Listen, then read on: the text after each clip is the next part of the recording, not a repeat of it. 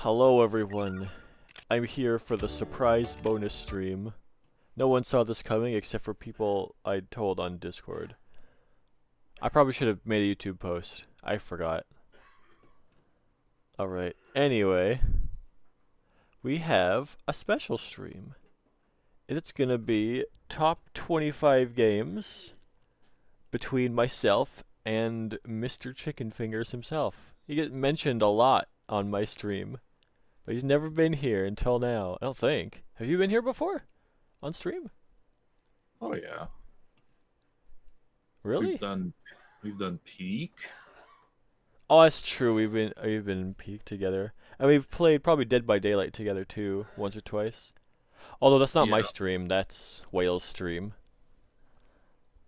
I think there was the one time it was streamed. And it was you were doing the Nick Cage voice. The stream together. Oh right. Well, I remember there was once or twice it didn't work. He had to figure out some stuff on his Twitch page, then he got it to work afterwards. Took a bit, yeah, but eventually it worked. All right, so you ready to? Oh, you are live already. Hang on, let me join your stream then. Can I full screen this? I can pop it out. Oh, there we go. Can I just move this over? That's way better.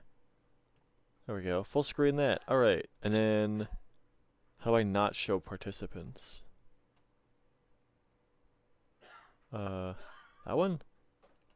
Nope, still this. Oh, hide members. There we go. Turn it back on. Alright, we've got favorite games here. That's so many layers. You can see them all on the side. Yeah. Alright, let me just move my Discord over so I can see if Someone makes a noise in chat. There we go. See if anyone's hiding in there. And they're gonna judge me for... I don't know. Judge me for my games? Okay. So your plan is to go completely through one and then go completely through the other, right? Yeah. Yeah, so all of yours first, then all of mine at 25 to 1 in order. All right. 25 plus the honorables. Plus the... Yeah, so I guess, do we want to do honorables first or last? Probably first, right? I have them ordered to do them first. Okay, let's do them first then. All right. Honorable. Pokemon Scarlet. Game that I've had the most fun I've had in a Pokemon game since like the DS era. Can't be in top 25 because the game runs like absolute dookie. Oh, I see. Is that a Switch game? Yeah. Yeah. If it ran good, it would probably be in the top 25, but it doesn't run good enough for it. Fair enough. Mario Kart DS. Ooh, that's a good one. Out.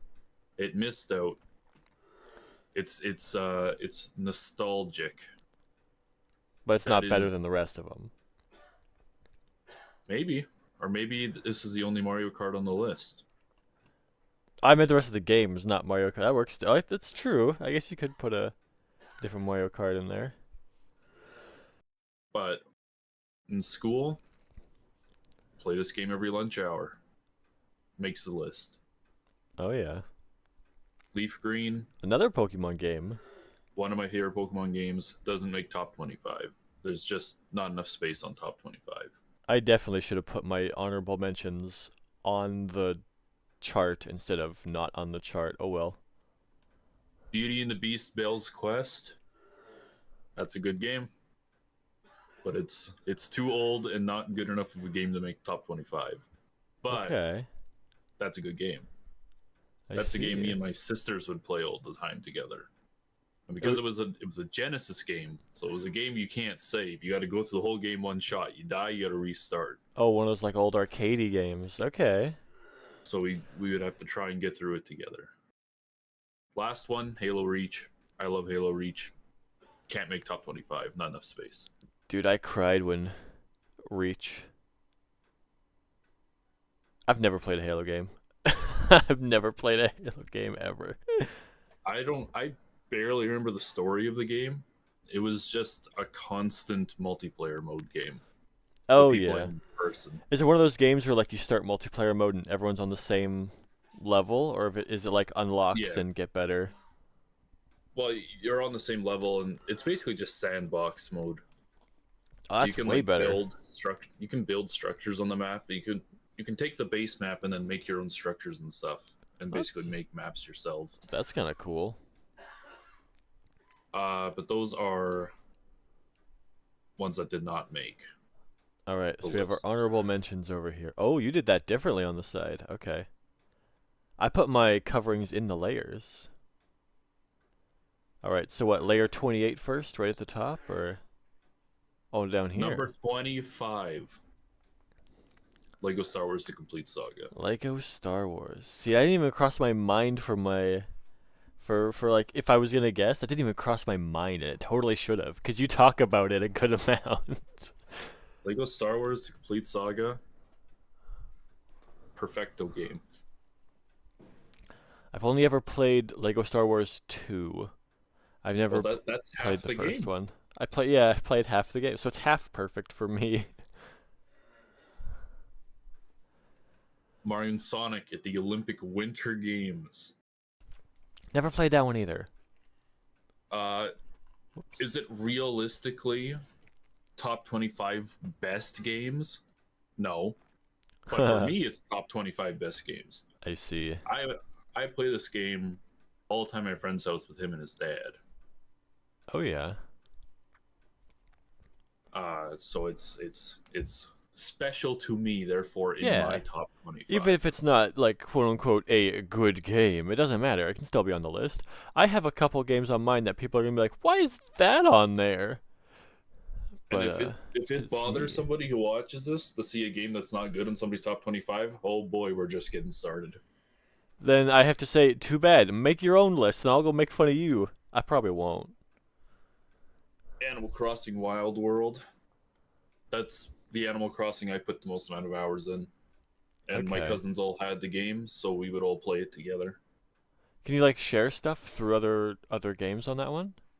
Yeah, so you like have your town, and then somebody else who has the game has their own town, and you can go visit their town and interact with all their stuff. Okay. Was this one on the DS or like which one was Yeah, this on? yeah. Okay. This was DS. Dude, the DS was like the golden age of just walking past and just sharing things.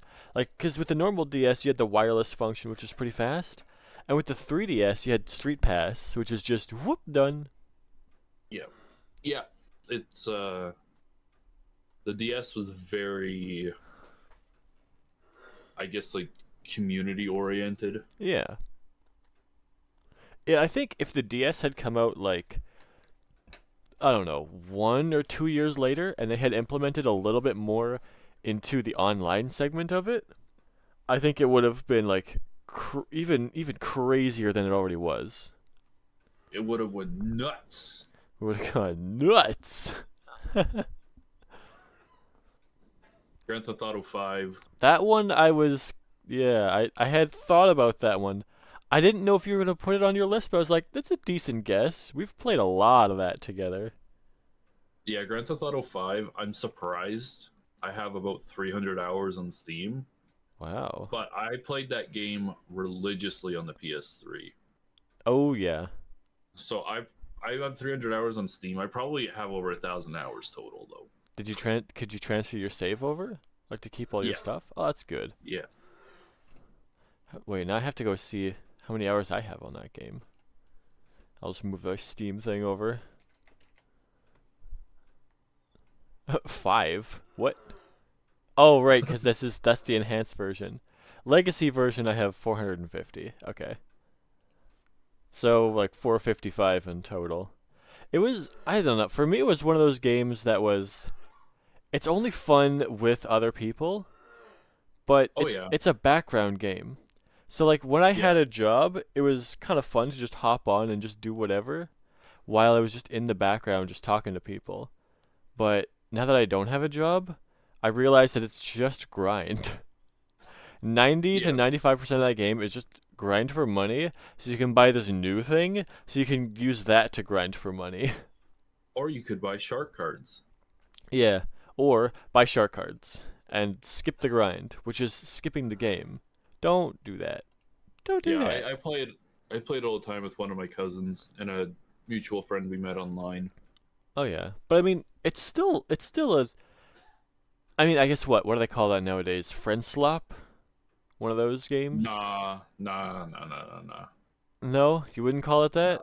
Nah, Friend Slap is like Lethal Company peak. It's like a cheap indie game that's only fun to that's really only fun to play with other people. You can play them by yourself, but they're not fun to play by yourself. I would put GTA 5 under that for me. I don't know, but GTA 5, like the online of it is like I its I own guess part yeah. of it. I'm There's got the yeah. whole single player. I'm specifically talking about the online mode. I never played the single player. I had negative interest in the single player. But when the online was there, I was like, "You know what? I'll buy this for like what, $10 when it was on sale and goof around with friends online." I think I may have played a total of 10 of the story mode missions. I played the mandatory amount that you had to before you were allowed to go online and stopped immediately. I did not care. Yeah. Yeah, we have And then to I made see a video GTA on it and I 6. complained that the heists were bad.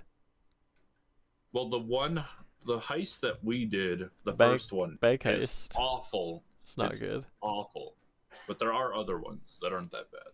The best heist is it's either the Diamond Casino heist or the that island heist. Yeah, the Because problem is the Diamond Casino heist is pretty structured, it's pretty decent, but it's pretty unforgiving, and that's for a good reason because I don't want you to get a lot of money out of it. And then the island heist is good because it's so open ended, and you can kind of like there's so many different ways to complete it until you get to one section where you have to go loud, which sucks. Yeah, the like first group of like 5 heists. The problem with them is we can never play them because you have to have 4 people to do it. Yeah, it's The first one mandatory. we did is only 2 people, and all the rest of them are only 4 people. So like we never did like the prison break. I did the prison break Or heist. oh, did you? Yeah, it's Okay, terrible. I thought the prison break one was fine. I I didn't just like didn't it. like. I They, didn't like I guess, setups. I guess they lowered it at some point because I did the prison break heist with 2 people, and it was bad. It was bad. It was definitely meant for 4 people. I don't think you can do it with 2 people. I don't think the game lets you. Really? Because we didn't have a full squad when we did it. I I don't think you Huh? can Maybe I'm because you thinking of have. a different heist or a different mission at the prison. I think you are because you. I think you have to have 4 people because they're you have to do specific tasks while other people are doing their specific tasks. Okay, I was probably thinking of a different mission then.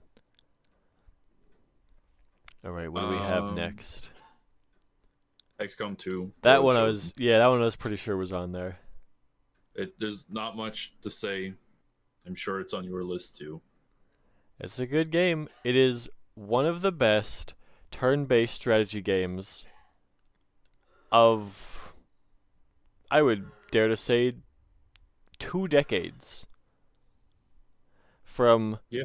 from like at least 2005 to this year, it is probably just the best turn-based strategy game Very well because made.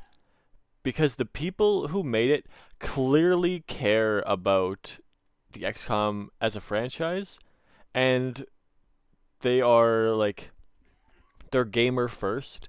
Not only did they release the game and then a year later make an expansion that effectively is almost a new game, and I'm pretty sure it was sold for half price.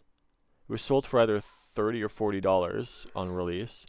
They also later on gave people modding tools that were built into the game, so you could easily go in and make a mod even if you didn't know coding. Like it's still tricky, but you can go do it. I've been looking into making a voice pack for me. I like put my voice into the game. It's a I haven't looked into it too much yet because there's like a 1 hour tutorial on YouTube for like step one of like 5, so it'll take a long time. But if I learn to do it, then I can just make a million voice packs, and I can just make them me. Cause why not? Every soldier can be me. Miles the Man 1. Miles the Man 2. Yeah, Miles the Man with voice filter. Robotic Miles the Man. Yeah, Yeah, XCOM 2. Pretty straightforward. Pokemon Coliseum. never played that one. This one. This is another one that I played a lot when I was younger, and I haven't played it much since then. Is this the 3D one in the arena? This. Uh. Yes and no. You're probably thinking of Stadium. Yes, that's the one.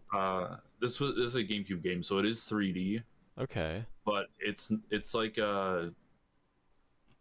yes, Pokemon games are RPGs, but this is more like a traditional RPG where Okay. you start as a named character and you already have 2 Pokemon and you're going through the game. And there's no wild Pokemon in the game. You're you're kind of like a bad guy, and you have this gear that lets you steal people's Pokemon if they have shadows in their hearts or whatever. Huh. So you steal other trainers' Pokemon, and then you take the shadow out of them. Hmm. Interesting. Uh, Simpsons Hit and Run. Simpsons Hit and Run, good game. It's fun. It's it's an old game, but it's just fun. This is a game that this is one of the very few games that in the time when the GameCube was out and I was playing it, I'd play Simpsons Hit and Run, start to finish, immediately start a new game, go start to finish.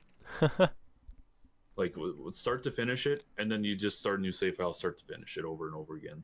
I have a game on my list that I have done that with a couple times. I think a couple of them actually. But yeah, we have to get to that when we get to that. Legend of Zelda: Ocarina of Time 3D. So specifically the remake. They're exactly the same game. It's just this one was on the 3DS, and that's how I played it, was on the 3DS. Ah, I see. Okay. Ocarina of Time. It's an incredible game. One of the best games ever made. For me, it's number There we go. He's ready. 18. Number 18. Number 18. Oh, I guess I could just look at the layer number too. Yeah, there's not much to say about Ocarina of Time. It's already revered as one of the best games. Left 4 Dead 2. I knew that was going to be up there. I thought that was going to be higher. Left 4 Dead 2. I thought it was going to be closer to top 10. Oh. Huh. Okay. Left 4 Dead 2, good game. Number 17. We need more co-op based shooters. We need more Left 4 Dead 2s. We need more Payday 2s. We need more Payday maybe not that one. We need more What do you mean? We have more Left 4 Dead 2. We got Back for Blood. Anyway, No Legend of thanks. Zelda: Phantom Hourglass. More Zelda. Yeah, this was another one on the DS. It is one of the most disgusting looking games now because it was on the DS. But I played the absolute heck out of this game. And it was another game where my cousins, the multiplayer mode was played a lot. Oh yeah, and then it instantly makes it more special. Yeah. Yeah. No, I really like Phantom Hourglass. I'm pretty sure that it's my favorite Zelda game. I'm pretty sure there's nothing else on this list. And if there is something else on this list, well, I'll take it back then. Oops. Then oops. But yeah, Phantom Hourglass is my favorite Zelda game. All right, number 15. Nicktoons Unite: Battle for Volcano Island. Yeah, I never would have guessed The last thing you want for your Nicktoons Unite is to go to the Volcano Island. You also got to move your blue bar up now. That's true. There we go. Get the numbers up there. The Nicktoons Unite series, I really like the Nicktoons Unite series. It was another GameCube game. Play it through, restart, play it through. Oh yeah. And then we went to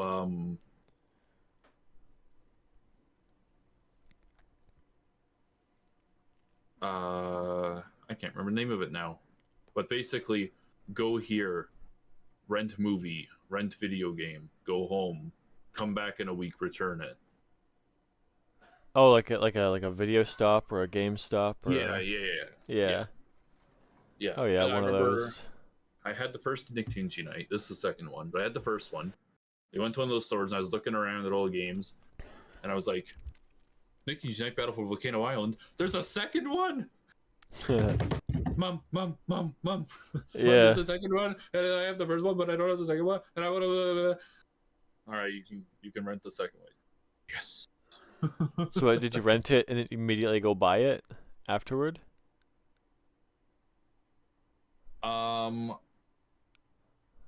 No, I think it was. I don't think I ever bought it, but I think it was rented multiple times. That's one thing I never got to experience. I never got to experience renting games because I got into like console gaming way too late for that to happen. Like my first console was a PS2 in 2007 when the PS3 came out. So I didn't really get to do any of that, get into any of the renting scene or anything.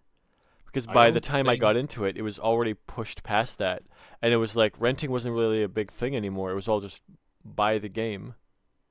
Yeah, I don't think I was in the renting scene for very long either. I didn't know I that you could rent games until like I don't know 2012, 2013, but when all that stuff started to like just all die. So it was like, Yeah, oh, I this think the GameStop is dying. End of an era of renting games. Like you can rent games. What? Why would you yeah, do that? I I think I might have only done it for like maybe 2 3 years before it died. Oh yeah. At least it died in the city that's close to us. Oh yeah. So when it was dead there, even if it was still going on in a bigger city farther away, we weren't going to go all the way out there just to do that. No, it's not worth it. Um, but yeah, that's that. Sonic Adventure 2 is the best Sonic game. Oh, It is. It's the best Sonic game. Sonic Adventure 2.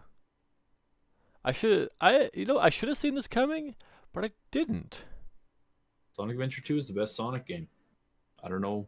I don't know what else to say. It's just its story is Sonic perfect. Heroes. Like if Sonic Heroes played better, if a lot of my memories of Sonic Heroes is I enjoyed the game, but I remember getting stuck and glitched a lot in Sonic Heroes. Did you have the PS2 version? I had the GameCube version. Oh, that's the least glitchy version. Um, and if they would have done my boy Shadow so a little bit of explaining why he's there, Uh, or if the game fan. that explained why he's there Yeah. uh didn't want to be edgy the hedgy and Edgy to actually Hedgy. explained what happened. Like the whole explanation of why Shadow lived in canon, I know it's just because he was popular, but in canon is Eggman saying, "One of my robots saved you." How? That's it. That's it. That we don't know.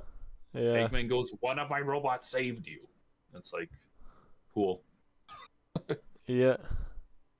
Also in Sonic Heroes, there's a line where Rouge says, "Did I ever tell you that Shadow is a robot?" And it's like, "No, he's not. That's not true." Yeah, And then Omega's like, "You know about cloning. The original must live somewhere," which is correct. So I don't know what the line with Rouge was about. I think it was a mistranslation. no, in Shadow the Hedgehog, they're like, "Oh, is Shadow a clone, or is Shadow an android, or is he the original?" They tease that throughout the entire Shadow the Hedgehog game. Well, yeah, even in Heroes, there's like just in one point in Team Dark's story after like the desert Wild West Rail Canyon area, it's like, oh, random shadow robot on the ground. Shadow looks at it and just walks away. To Yeah, quote Some Call Me Johnny, don't you hate it when you just find a robotic copy of yourself lying on the floor? I do. I would. I love that. I love that quote. I It's so good. I'd be like, "Why is this here? Why is this here? Who made this?" Who did this? Who did that? Do I have to rub Oh your yeah, nose in that? Sonic Adventure 2, best Sonic game. All right, number Uh, 13. Sly 2, the Sly Okay. games. I've heard of Sly Cooper, but I would not have guessed that was on your list. Sly Cooper is one of my favorite games. Uh, well, Sly 2 is one of my favorite games.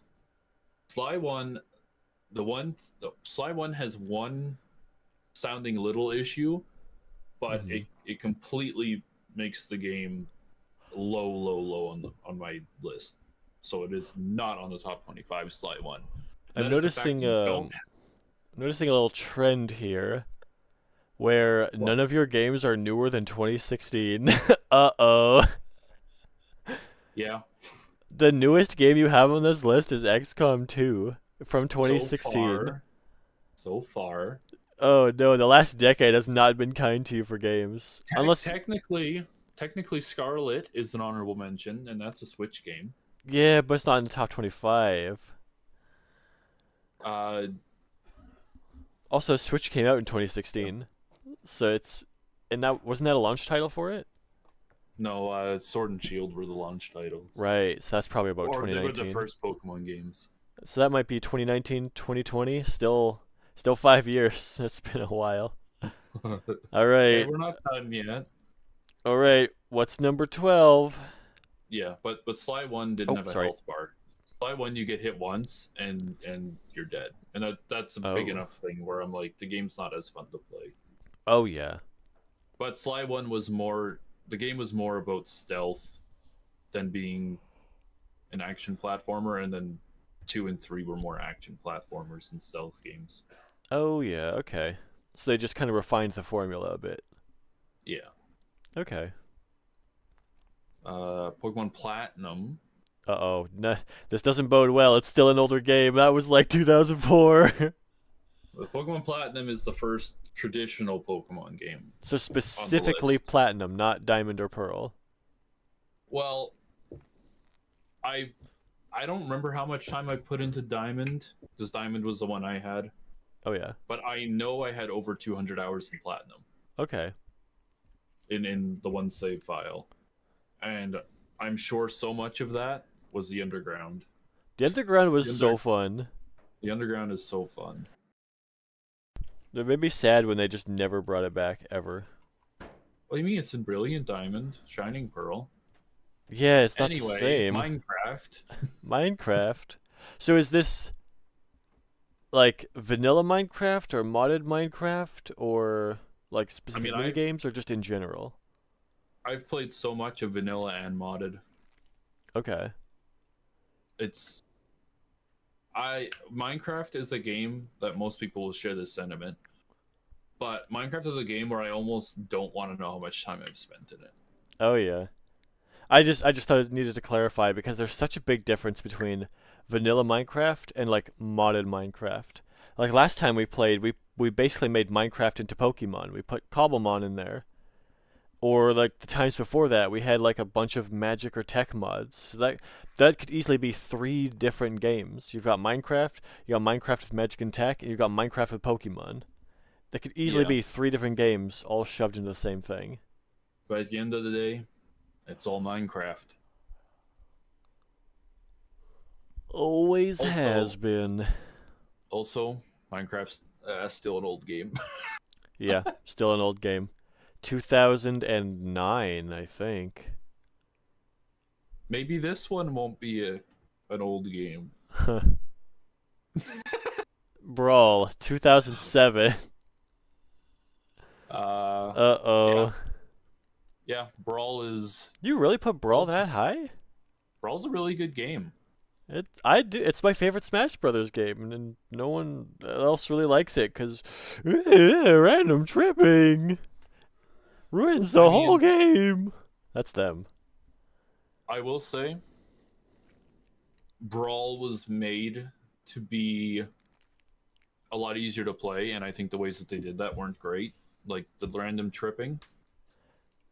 However, when you look at all the Smash games, and it's like 64 is the first one, but it's not much to it.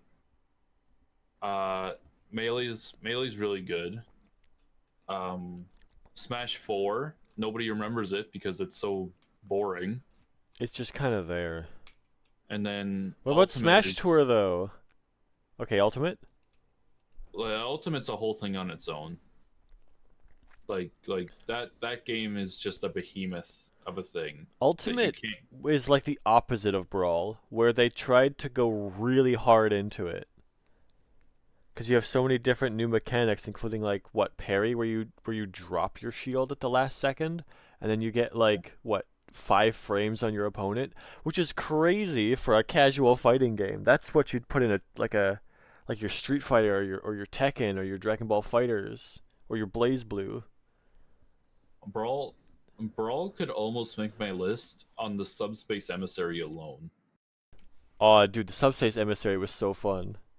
The Subspace Emissary is a chef's kiss. And then The Sakurai only said he's never gonna do it again because people leaked all the cutscenes online within a week, and he's like, "Those are supposed to be a reward for you playing the Subspace Emissary. We're never doing this again. You ruined it." Yeah, the only issue I have with Subspace Emissary is There's no new game plus feature. well, it's more the fact that there's 3 characters in the game that aren't part of the story mode. Oh They're yeah. just little hidden unlockables after, which I get were done because those 3 characters were like last minute additions to the game. But they even put, well, I guess they didn't really put Sonic in. They just kind of shoved him in at the end of it. Like, oh yeah, but, by the way, Sonic. yeah, but Sonic is a character where you have to just shove him in. It doesn't matter. Yeah, fair enough. He's the only third party other than Snake. So there's only 2 third parties. Which put one of which them in the canonically story mode, means Sonic is the strongest character in the Smash Brothers series. Because in his base form, he was able to interrupt this deity who is killing every other Smash fighter. That is true. Technically, he's the strongest fighter. Alright, Sakurai, you hear that? Buff Sonic. Make him lore accurate. Don't worry, I'm sure this next one's a newer game. Ah, true. Uh-oh. The previous Smash game. It goes above Brawl? Really? It goes above Brawl, just because I played it more and I like it more. Oh, yeah. It goes above Brawl because I like it more. Alright, enough said. Next game. Number 8. Brawl is probably just a better game in general. Because there's just more to do and it's got a whole story mode, but I like Melee more. Yeah, that's just how it works. Luigi's Mansion. Luigi's Mansion Uh-oh, is no newer games. Luigi's Mansion is the epitome of start this game, finish it, start a new one. I've played through this game 3 times in one day. Huh. That's a lot. This game when you play for the first time probably take you like 6 hours to play. And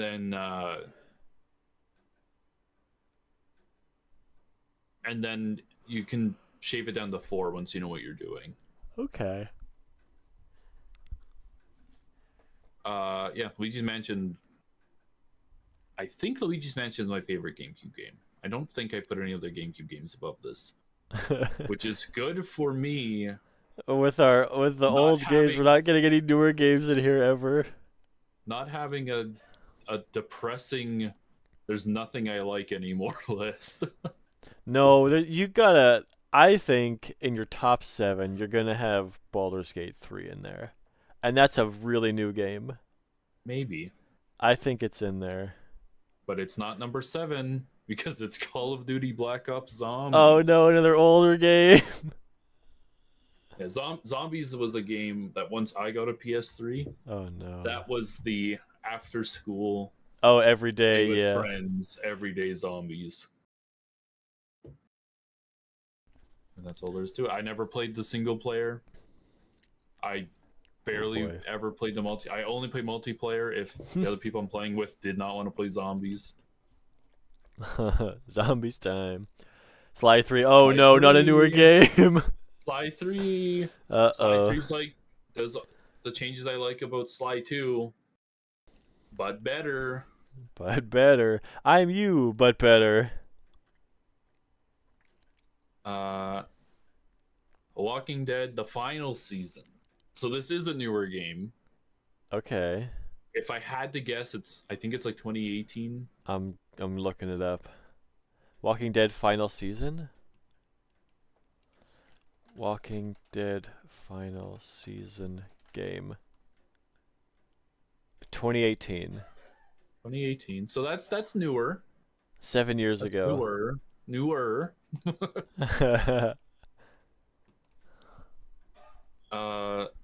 Number four is Baldur's Gate 3. Ah, there it is. 2023.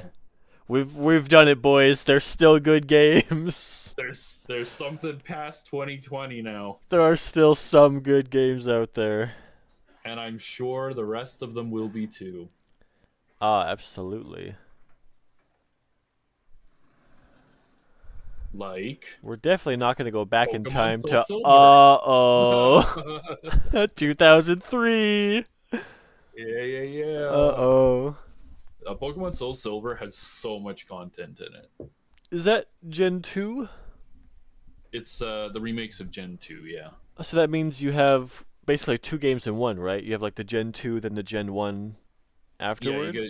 you do the Gen 2 region, the Johto region, and you get to go back to Kanto, and you can do all those gyms and catch the legendaries and catch all the Pokemon there. Yeah. And then there's like characters you can talk to, and you can get legendaries from Gen 3, and you can get legendaries from Gen 4 by doing post game stuff. Oh, wait, what? Gen 4 legendary? Shaman?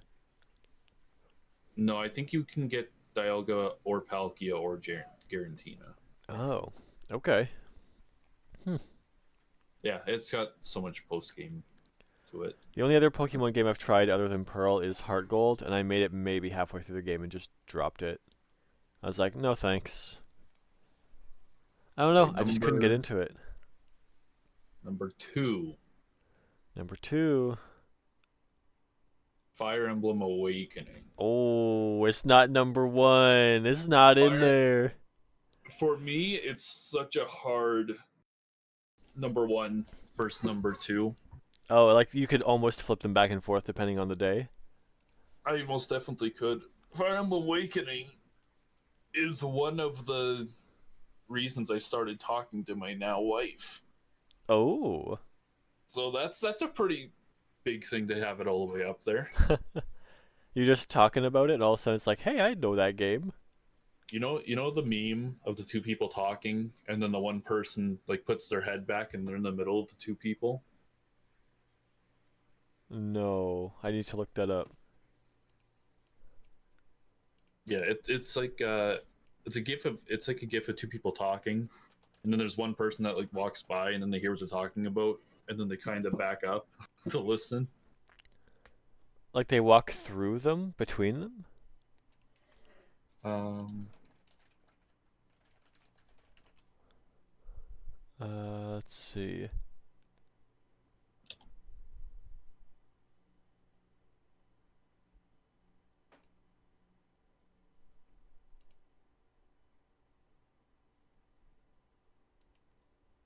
I don't think I can find it.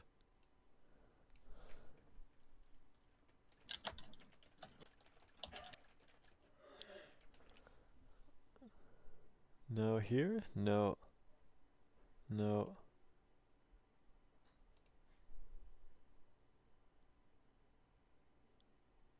um, Nope, I can't find it. yeah, I can't find it either. But yeah, it's basically it's like when you're walking past two people you know, and they're talking about something you know about. Hmm. So you stop because you want to talk and listen about what you know. Oh, It, okay. yeah, basically, I was talking to somebody else about Fire Emblem Awakening, and then my, well, this was in high school, so not my wife then, but she walked by and then she did the like, take 3 steps back. You talking about Fire Emblem Awakening?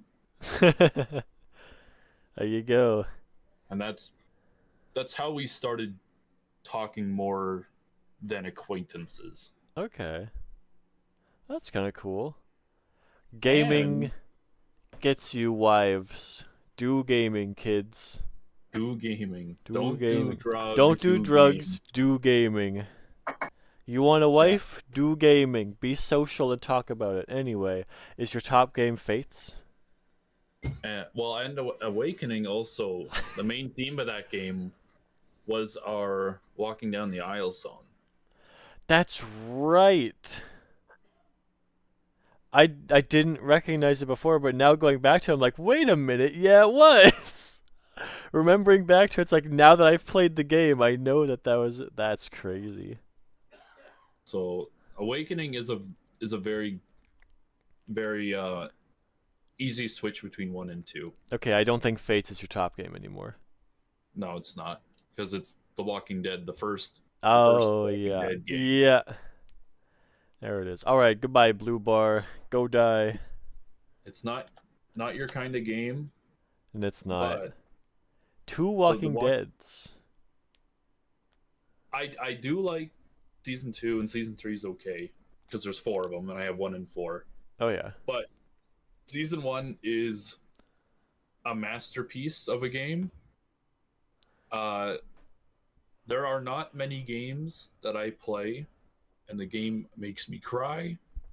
The Hmm. Walking Dead makes me cry when I play it. Oh Doesn't yeah. matter how many times I've played it, I cry every time. And I think the season 4 is really good. Oh yeah. I can't even really think about many games that I've cried in. No, The most recent one I can think of is I got a little teary-eyed in Fates. I didn't cry. no, Walking Dead, cry every Oh, time. I know what the last game to make me cry is, but I'll have to wait because it's in my top 25 games. I don't want to spoil anything. But that's oh yeah, okay. So we got some things to do. So now, as I gotta pick one of these games that I haven't played before and try it. That's the rules. That's Uh, the rule. okay, so which ones have I not played before? I've played Soul Silver, I've played Awakening, I played Baldur's Gate 3. I'm not gonna play Walking Dead games. I'm just not gonna enjoy it, and I don't want to make it mad for you. Oh, why is there an amoeba? Gone. Oh, I see. You're Not a choice. just gonna cover up those. Well, the whole top row isn't gonna Ah, work. I'm Oh, not you're on on the the top. wrong layer. Sly 3, Brawl, Call of Duty Zombies. What's gonna be easy of these to play? I mean, Simpsons Hit and Run is just. I didn't think it'd be too much of a meme at this point. Lego Star Wars I could do because I've played the second one. That's a little. I feel a little cheaty doing that. But most of these I've already played. Top 5 I've played. The second row I've played both Smash Brothers games. And uh I haven't played Call of Duty Zombies, but I've played so many games like it. I think it's just going to be effectively the same thing. So I'm not going to do that one. Minecraft, yeah, Platinum is just a remake of like Pearl. It's Sonic just the third version of Sonic those Adventure games. 2. I've played that game a crap ton. Left 4 Dead 2 I've played. I haven't played Pokemon Coliseum, but I played Pokemon Stadium. Is that They're, close enough or no? I wouldn't say so. Okay, yeah, XCOM 2. Yeah, no, never played XCOM 2. Don't look at my streamed. Don't look at my streams. Animal Crossing. I don't think I'll do Animal Crossing, I just wouldn't. because. It's so Uh, long. yeah, like I've done like Stardew Valley games, and the next one I'm waiting for like that kind of town simulator is Pal Farm. I'm just gonna kind of wait for that one because it seems pretty Uh, fun. don't do this game because it's so motion control heavy. Oh right, okay. So don't do that one. Mario Kart. Well, Lego Star Wars Complete Saga. I think I won't do because I have played like half of it already. I think that counts. Halo isn't really my type of game. I'm not really going to enjoy it, so I don't want to do that one. It's true. I'm also gonna not. I'm not gonna like Pokemon Leaf Green. I've tried other Pokemon games, and those are honorable mentions. Actually, I can't pick the bottom row. Those ones don't count. So I gotta pick one of these in here. That's gonna be tough. Uh, does it I count will as say, does it count as me playing Soul Silver since I played Heart Gold, or are they different enough to? no, they're basically the same thing. Okay. Out of all of these, I would say the easiest one for me to probably pick up and play is going to be either Coliseum or Simpsons Hit and Run. That is true. Also, Luigi's Mansion is only like a 6-hour game. That one. So maybe that. So the one of those three. So Luigi's Mansion, Simpsons Hit and Run, Pokemon Coliseum. All right, I'll consider one of those three for a stream. All right. I have made a second chart. Right. I have written 20. I have 25 games I think are on your list, and I would just want to try and see if I can get 10 of them right. Okay. So let's see it. Okay. So we have. That's a lot of stuff in here. Oh boy. I'm looking around really quick. I'm looking at all this stuff. I'm looking like, oh yeah, oh yeah. I, I really hope Over the Hedge is one of the games you have on your list. It was at the Wild Shot. Yeah. That's funny. I am so surprised by a couple of these. Yeah, this is a pretty good list. I like this. This is my. Is this there my anything you want to guess. explain in here other than Over the Hedge? No, it all makes sense to me. No? Okay. All right, There fair are enough. games in here that I doubt are on your top 25. Which one do you not think is on my top 25? I don't think Team Fortress 2 is in your top 25, Okay. but I'm guessing it anyway. I don't think Henry Stickmin Collection's in your top 25, but I know you like it, so I'm guessing it just in case. Oh, yeah. I know you really, really like Kid Chameleon, but I don't know if it's going to actually be in your top 25. Okay. Is there anything Uh, you were like 100% sure, like, yes, this is in your top 25, otherwise you're lying? Baldur's Gate 3, 999, Sonic Heroes, XCOM 2, Okay. Stardew Valley. Oh, wait. unless you're- Oh, Stardew's down there. Okay. Unless you like didn't put Minecraft in because you were only thinking of vanilla, but probably Minecraft. Okay. Advance Wars Dual Strike. Oh, where's that one? Oh, up. Oh, wait. Yeah, In the where's... third Oh, row. there, over Third there, in row. the center, yeah. Those are the ones where I'm like, I won't really believe it if they're not there. Oh, yeah. Okay. Those are my guesses, and I'm That's- gonna see. I think how many I get right. regardless of whether you're correct or not, this is a very good list. These are probably some of I have streamed most of these games, if not all of them.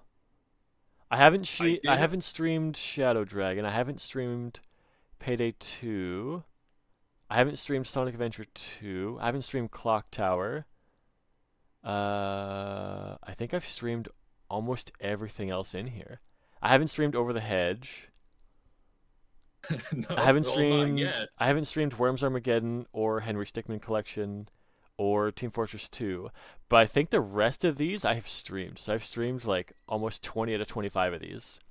I did have Marvel Nemesis as a guess before I saw you streamed it at the end of your Sonic Heroes. Okay. So I did have Marvel Nemesis on my list before I figured out that you'd streamed it. All right. So let me just take Yeah. this off of full screen. Pop you can this just- one. You can just open your own, and then Alright. just open your own list. Don't have that in the corner in the way. All right. If We've I'm got just gonna here. check them off as we go, and Oh, then yeah. if you want, you can reopen it and look at it after. All right. So I've got mine already. I got my purplish pinkish background. So, I should move that up so you can't see the things. So in my 25 slot, I've got Star Wars Battlefront 2. That's on your list. All right, I got one. I One of put a 10 lot of that- time into this on the PS2, and honestly, if I had not played the PC version, this would not be on the list. The PC version makes so many improvements to the game that feel just better because I'm not a controller gamer. I cannot play shooters on controller. I can play platformers on controller. I can play dungeon crawlers on controller. I can play adventure games on the controller. Can't do shooters. I just get too frustrated because I can't hit anything. Yeah. But Yeah, that's if I was a little older and I played Battlefront 2, it would probably be on my list. But I was just young enough where I would get stuck on the first level all the time. Get it on Steam. It's on Steam right now. Yeah, I have it on Steam. Oh, But, okay. When I was younger and I had the CD version of the game, Yeah. I It's a good time. I think I got to the level past Felucia. That's the farthest I ever could get. Okay, Felucia's a crazy hard mission though. The Acklay hit way too hard. I'm pretty sure they one-shot you. That's pretty tough. All right, number 24, Guitar Hero 3: Legends of Rock. That's not on your list. That's not on my list, no. Guitar Hero 3 was the huge thing back when I like just barely got into high school. It like exploded there. It was all over the place. That's all people wanted to play. We had literal tournaments in school that the teachers were like, "Yeah, sure, why not? Go ahead." The game doesn't have swearing in it. They took it all out because basically every song's a cover. So yeah, just go ahead and play that. You want to play Guitar Hero on your lunch break? Here's a TV for you. We're just glad you're all getting along.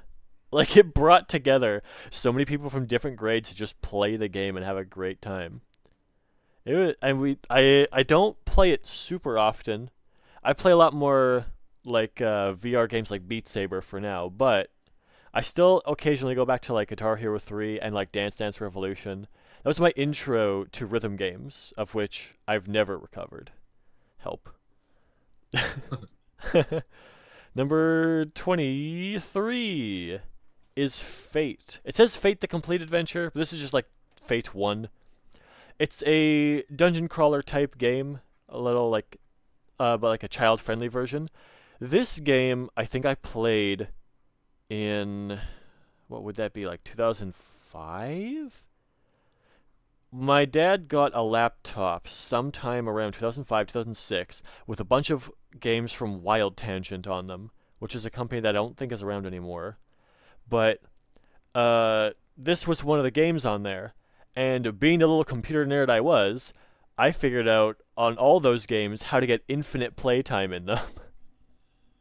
Even though it's like a 1 hour demo, but it was something about like you have to uninstall the game, remove one specific file, then reinstall the game, and then it would like give you all your time back and keep your save data. So a lot of those games I was able to just play the whole game in. Except for Fate, because it was level locked and it was very clever. You couldn't go down like the third level of the dungeon, so it was just like how much can you get done in that? Like there was no time limit on it. You could play it as much as you wanted, but you couldn't go down that level of the dungeon. I never got to experience the full game of Fate until I stole it. Probably like 5 to 10 years later, because I didn't realize that those trials were actually like you could go to their website and buy the game. So I just like torrented it and played it, and then later on I was like, oh wait, this is actually like a real game. That's not just like a demo, and you can actually buy it. So I felt guilty and I removed it. And then later on I bought it on Steam, and the good times just keep on rolling. It's a dungeon crawler where you don't pick a class. Your class is just like generic, and you just spec into whatever you want to build. Fate is one I would have guessed if I had more room to guess. Oh yeah, it's a good one. Number 22, Sonic and All-Stars Racing Transformed. That's one I should have thought to guess, but I didn't. So many good times just racing around with really nice controls in different environments with shifting levels and fantastic music. And unlike Sonic Racing Crossworlds, you don't lose 90% of your speed from tapping a wall. Anyway, that's one gripe I have about the new game. Tapping a wall removes so much of your speed. It's really annoying. Don't hit the wall. Sure. Also, the Adder's Lair remix, best song in the whole game, bar none. Adder's Lair remix, go listen to it. It's the best. All right, number 21 is the Henry Stickmin collection. It is on the list. You were right. I didn't think it'd be on the list, but I wanted to put it as a guess anyway. It is. So I'm glad I did. No other game has given me so many giggles other than the Henry Stickmin collection. Just because there's something about that old sense of like lol random humor that just tickles my funny bones still. It's why I still love like Asdf Movie. Something about lol random humor is still just, it tickles my funny bone in just the right way. It's just happy. It just makes me have a good time. And it is hard humor to do too. Yeah, and I'm sad because the creator said he's never making one again because he can't. I guess he's finding it harder to relate to that sense of humor, but I understand. The Henry Stickmin collection, like completing the mission was such a crazy big adventure. Branching off of that must be insane to even think about. So, now we get to our top 20. Number 20 is Creeper World 2 Redemption. I didn't think of that one at all. This is a top-down strategy game. Well, I don't talk about this game that much. This is the black sheep in this series.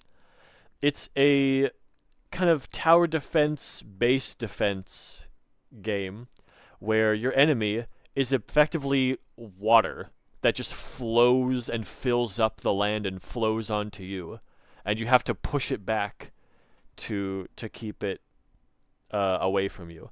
The Creeper World 2 specifically went from a top down to a side view mission with different gimmicks like changing gravity.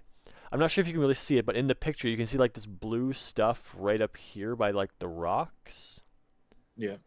That's that's the creeper. That's your enemy right there. And it's sticking to the rocks because this rock has like a little trigger in it that has a gravitational pull into the rock. Whereas the first game was just kind of, it spreads out and goops forward. The second one was able to make strategy in such a way that I think the series has never tried to do again by using like gravity manipulation and stuff. I think it was just really fun to play the top down or the side scroller version of it. I think I've played the entirety of this game on stream as well. I most definitely heard at least you talk about Creeper World 2 before. Yeah. But I only remember you talking about it now that it's on your list. I think 1 and 2 are pretty good. 3 I didn't play a lot of. I didn't like it too much. It returned to the formula of Creeper World 1, which people liked a lot more. But it was to me it was full of bloat. Like there was just a million things to do in each mission and it's like I don't want to do this. That's too much. Yeah. So I just kind of fell out of love with it. There's a fourth one that's 3D now. I might look at it, but I'm not super interested in it. So we'll have to see. I'll have to see where it goes from there. I might take a look at it, but I don't know. We'll see. Then we have number 19, Evil Islands Curse of the Lost Soul. That one's on your list, right? That one is one that I was a little surprised is on your list. So the big one that I was thinking like if you know this, you're cheating, is Creeper World 2. That one I was be like, if you know that one, you're cheating. So that one is Evil Islands. I was like, if he gets it, I'll be a little surprised. But I saw it on your list, and I was like, no way, he picked that one. I mean, I know you like Evil Islands. It is fun. Oh, I guess that's true. I've been talking to you about it for like 13 years now. Yeah. And in high school, we played it in high school. That's right. We put it on the network drive so everyone could play it. I forgot about that. I forgot that we put games on the network drive so anyone could play it from any place. Oh, And I we mean- totally did that. You also did set up my computer to have a virtual drive so I could play it with you. And then we never played it. We played it once, Oh, did years and years and years and years and years and years ago. we? Okay. Been a while. Been a while. I don't know if it's your type of game really, but I wanted someone to play with. Well, I haven't given enough of a fair chance yet. I mean, it's on GOG now. If you want to get it legit, I'd recommend that. I think it's when it goes on sale, it's like $5. What do we have now? Number 18, Clock Tower. You got that one too. I got Clock Tower. So this one is just specifically Clock Tower Rewind because it's the only official English release of the game. There is a PC port that has been fan translated. There is the NES version that's been fan translated, but this is the only way to officially support the series. And I wish it would have done better because I would have pushed for it in Dead by Daylight. I still want Scissorman in Dead by Daylight. Put him in. Scissorman Dead by Daylight be cool. Behavior. If you put Scissorman in Dead by Daylight, I will grind out the game every day until I get Iridescent on Scissorman. I will do that. Because I just love that so much. What? You'll be playing for years then. I got Iridescent on Trapper. Iridescent. Yeah. You mean like Prestige 100? No. Like Iridescent rank. Oh, okay. I thought you meant like I thought you were just saying the wrong thing for Prestige 100. No. like I'm grind them out like, in ranked until until I get I'm iridescent. gonna, I'm gonna play every day until I get Prestige 100. I'll be No, playing for years every day. no, I'm good. I won't do that. The only good thing I will say about about Clock Tower getting a DVD is it probably isn't an expensive license to get. No, not because the remake didn't do super well. So there's the only benefit that it might Although come is that it'd be cheap.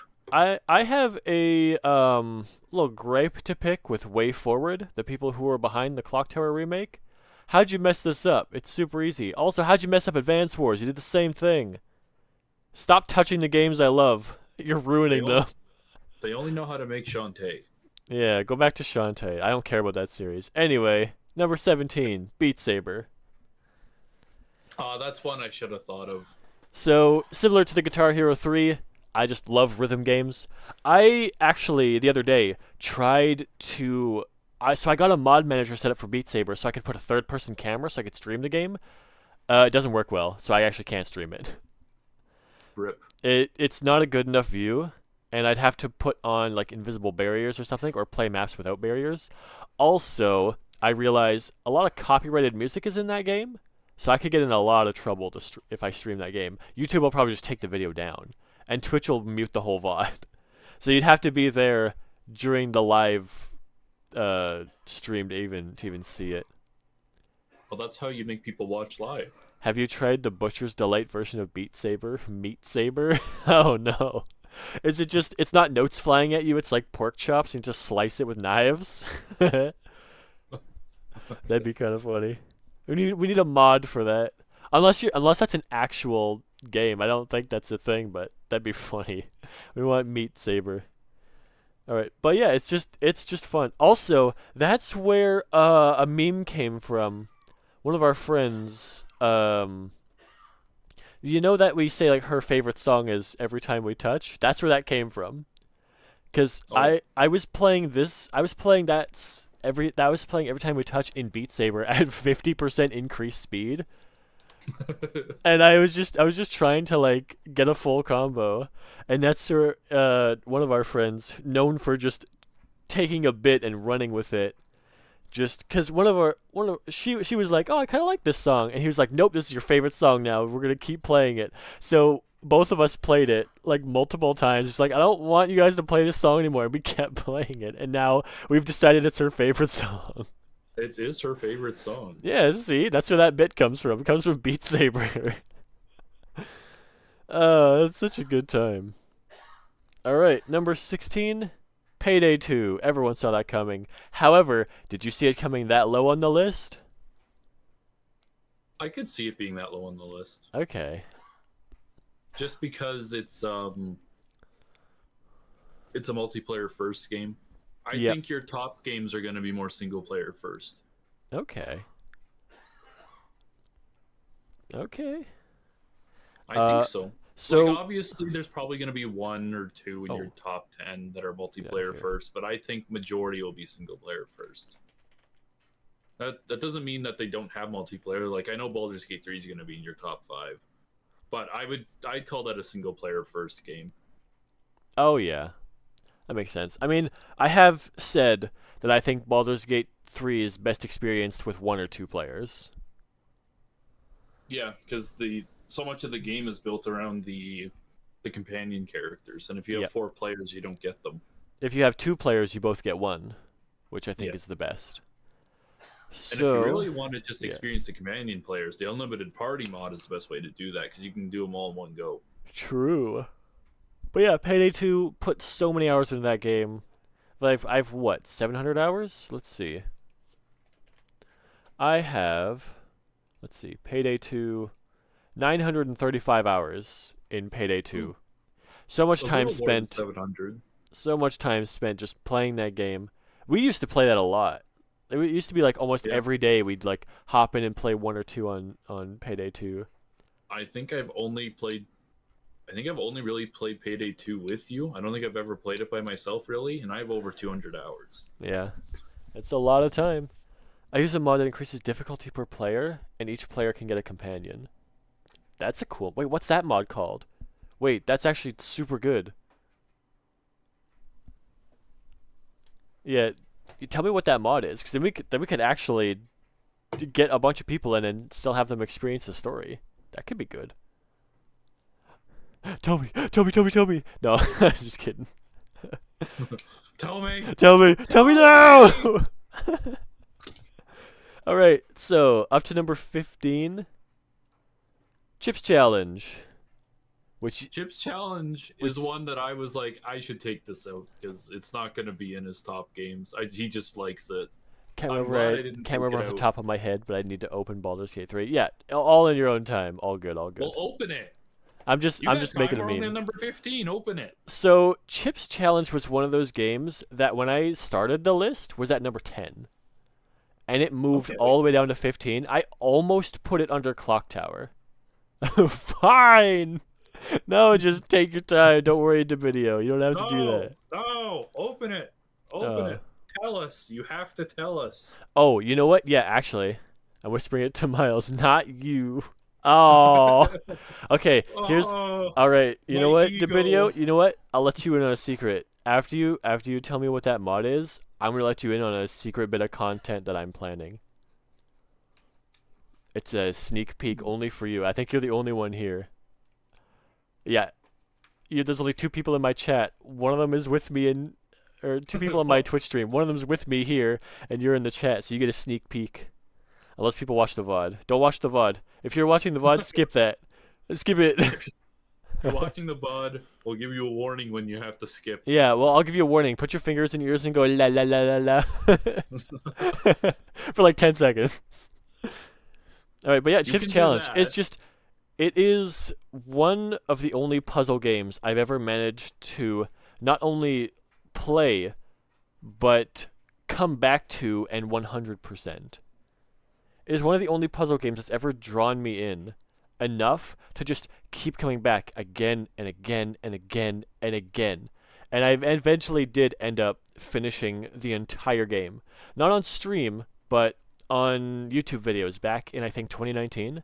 Back when I took my first dip into a bunch of content, I recorded like one video every day for, I think the entire series was about 80 parts, and I think I had like a 61 or 62 day streak where every single day I put something out. I think I missed one day in there by something like 5 minutes because I had terrible internet back then and it just didn't upload in time. So I almost had like a consistent streak of like almost 90 days of daily content. That was just a challenge I did for myself. That was Chip's challenge, and it was also Miles's challenge to upload as much as I could as like in a row.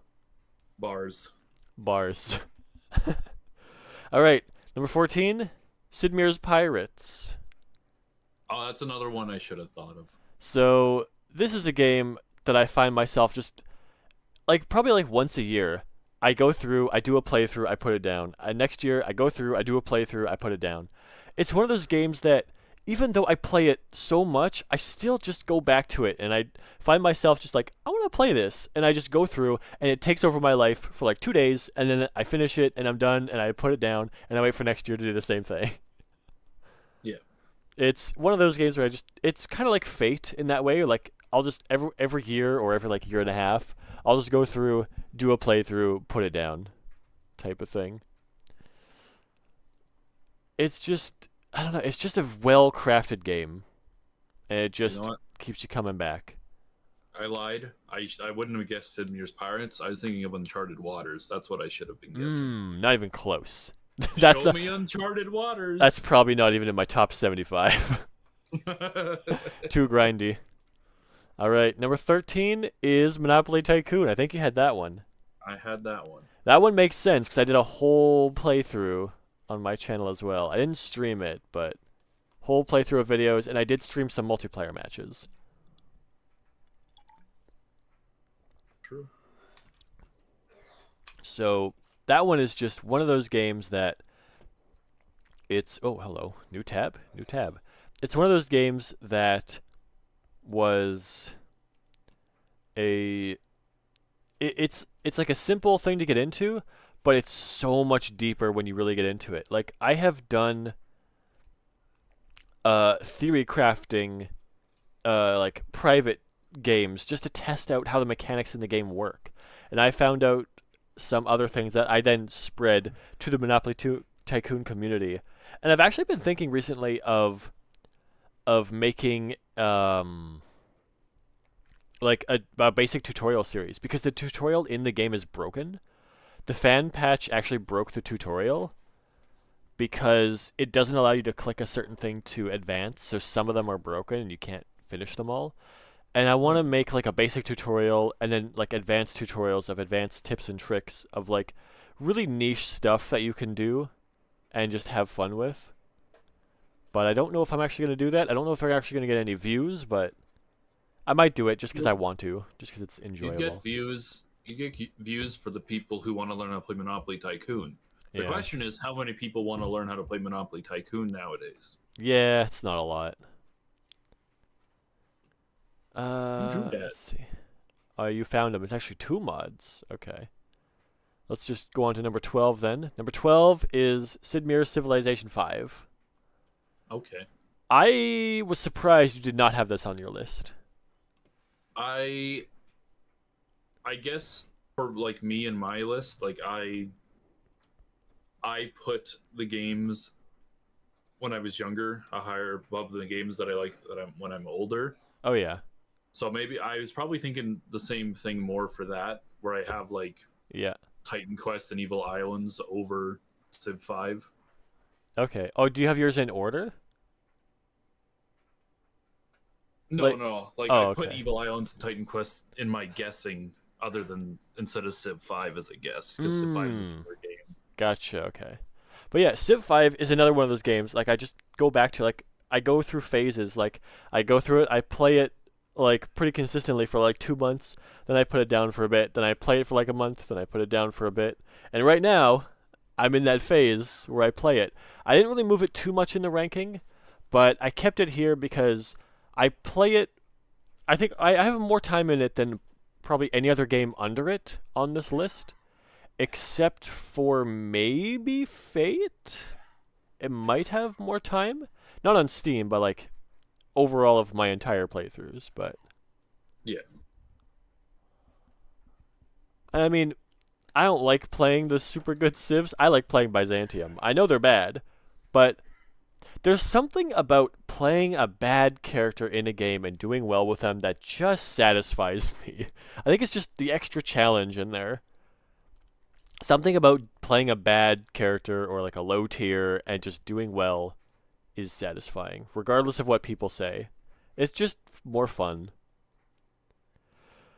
Alright, number 11 is Kid Chameleon. There it is. That was on your list. To people who have watched my streams or watched my videos, this is no surprise. I was part of the high scoring community for a long time. I had the world record in this game for 4 years, and I basically developed the entirety of the run for high scoring with help from the Kid Chameleon community, of course, especially people like Teodrin and Winslinator.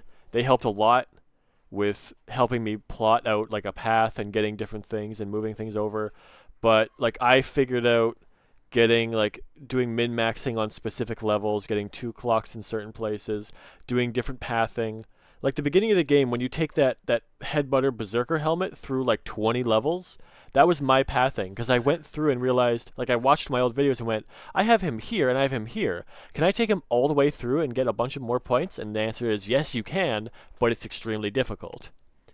So I think I pushed the scoring for the non-warp route from 1 million to 1.5 million, almost single-handedly. Right. It was insane, the amount of like time and effort I put into that game and how good I got at it. I'm nowhere near as good as I used to be at my peak, but it doesn't quite make the top 10, but because of all the time I put into it as a kid, even as a kid, I remember trying to speedrun the game, playing as fast as I could, but I didn't know about the warps back then. So, yeah.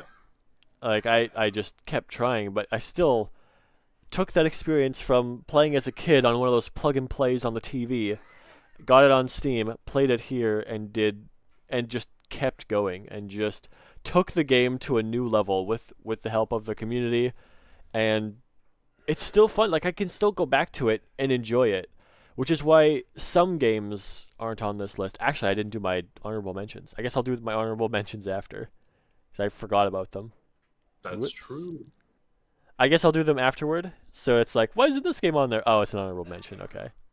Yeah. All right. So we get to our top 10 now. Yeah, now that we've hit the top 10, I don't think my Over the Hedge pick is going to pan out for me. And no, it's not. You've sent the mods. I hope you enjoyed them. Oh, thank you. Wait, you sent the mods? Where? Did you actually DM me on Twitch? The mods so he can't see them? Hang on. What the heck, DeVito? Wait, you actually did DM me. They're on. Yeah, you just DM'd me on Twitch. That's really funny. That's it, DeVito. All right. We're rivals now. None for you. No. All right, I'm gonna DM you back the secret content that I'm working on.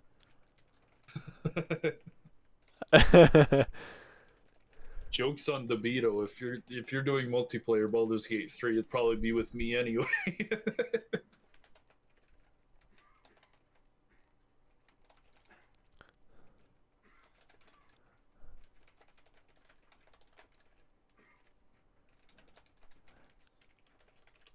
There you go. There's your tip of secret content. That's gonna be public knowledge later this week, but you get like a day or two of knowing this is gonna happen before everyone else. There's your secret content. You get to know this. I think you are one of the only people who's actually stuck with me since I did that previous content. So coming back to it now is gonna be like a nostalgia trip. Like, wait, you're doing this again? Hang on a minute. Alrighty. So now we move into our top 10.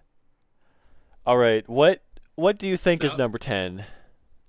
Well, I was going to say, now that we're in top 10, I think I'm going to get much more check marks now. Okay, what do you think is number 10? I think number 10, if... I got two guesses.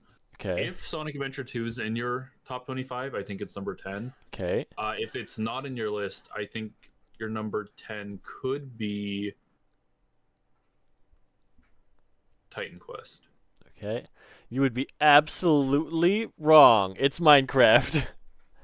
I was thinking Minecraft, but I was like, I don't know, because if he's thinking modded, he might put it higher. But I did think about saying Minecraft. That is the caveat. That is specifically modded Minecraft. That is not vanilla. I don't like vanilla very much.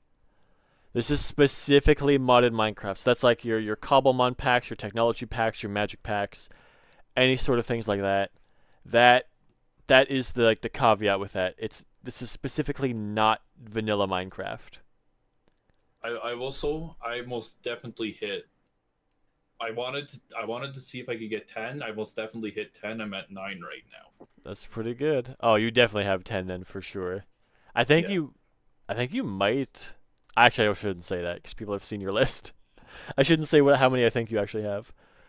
But yeah, I think Minecraft is one of those games that is just super versatile. You can do so much stuff with. I was hoping that PUBG was going to become like the next Minecraft / Garry's Mod.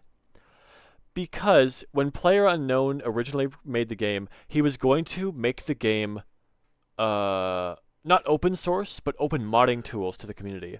The problem was the game exploded too much and he sold the game for $2 billion, which, no hate at all. If I made a game and some company came up and was like, hey, you want $2 billion for your game? I'm going, yes. Yeah, you can have it. I'll sign that immediately. Dude, if you want $2 billion for that dumb RPG game I made, I will sell it to you. You could buy it for 10 grand and I'd give it to you. It's not worth that much. It's not worth that much. I know it's not. But yeah, absolutely. Like, of course, a lot of that goes to his team, so he doesn't get all of it, but still, that's crazy. Of course I'm going to do that. But, okay, number 9. What do you think is number 9? If I keep saying Titan Quest, eventually I'll be right. Well, if you're guessing Titan Quest, that's absolutely wrong. It's Dokapon Kingdom. This is That's this is specifically the Kinect version because just like Clock Tower, it is the way to support the official developers. If you buy the Wii version, or if you buy the Wii version or emulate the Wii version, it is not. It's not as good, and you don't support the devs. I would rather support the devs. It is a $65 game. Wait for a sale if you want to buy it. If you want to buy anything on Steam, wait. The Steam fall sale starts tomorrow. Anyway. But yeah, it's one of those games that I can still play single player, but it is still fun in a group. I would say that it goes above something like Minecraft, because Minecraft is not something I can play myself. It has to be in a group. But Dokapon Kingdom I can play by myself and still have a good time. And similar to Kid Chameleon, I can do a little bit of theory crafting and try things out. Because the game is a lot deeper than you'd think at first glance because of the whole job system and how all that works. I don't want to get too deep into that now, but effectively, you have different job levels. Once you master your job, when you switch your job, you gain permanent stats based off of mastered jobs every level. So the earlier you can max out your jobs, the higher your stats will be in the end game. But the longer you wait to get to the end game, the more your opponents are likely just going to finish the game before you can do that. And then you just lose. So it's one of those, like, balance. It's like Civ 5, where you have to balance out the early, mid, and late game. Dokapon Kingdom's the same way. Not quite as deep as Civ 5, but deeper than you'd think for, like, a party game. Dokapon Kingdom makes me angry. Well, that's just the thief. That's just the thief. That's alright. It's fine. That's my contribution. So, number 8, 7 Days to Die. Still not Titan Quest. No. Still not there. I'm kind of surprised that's on your list, and it's on your list that high. 7 Days? I played so much 7 Days. And I've played it by myself, too. Like, it's... I know. It's a good one. I mean, like, I highly doubt Team Fortress 2 is on your list, and that's your most played game on Steam. My well, most I played also game on Steam is Dead by Daylight, and I don't have that on my list. I also haven't really touched Team Fortress 2 in almost 10 years.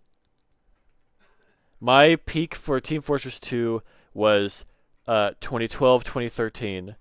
I probably put like 1,300 hours of my like 1,800 hours in that 1 to 2 years. A lot of that was not competitive. It was like in trade servers and making money because I didn't have a job back then. So I would go into Team Fortress 2, I'd do a bunch of trades, I'd make money, I'd sell those items on the community market, and then I would get I would buy Steam games with that. There was a point in which I was making about $100 to $200 a month playing Team Fortress 2 and trading. Because what I would do is I would trade basic weapon drops for Steam trading cards. Because basic weapon drops you'd get a couple of them every week. And sometimes people would just like give them to you because they didn't want their backpack to be full. So I'd be like, yeah, I can take those from you if you want. So I would give them like something else in exchange, but I would take that stuff and I would trade people TF2 weapons for Steam trading cards, which were worth like 10 cents each. And I was trading probably upwards of like at least 10 to 15, maybe 20 of those per day.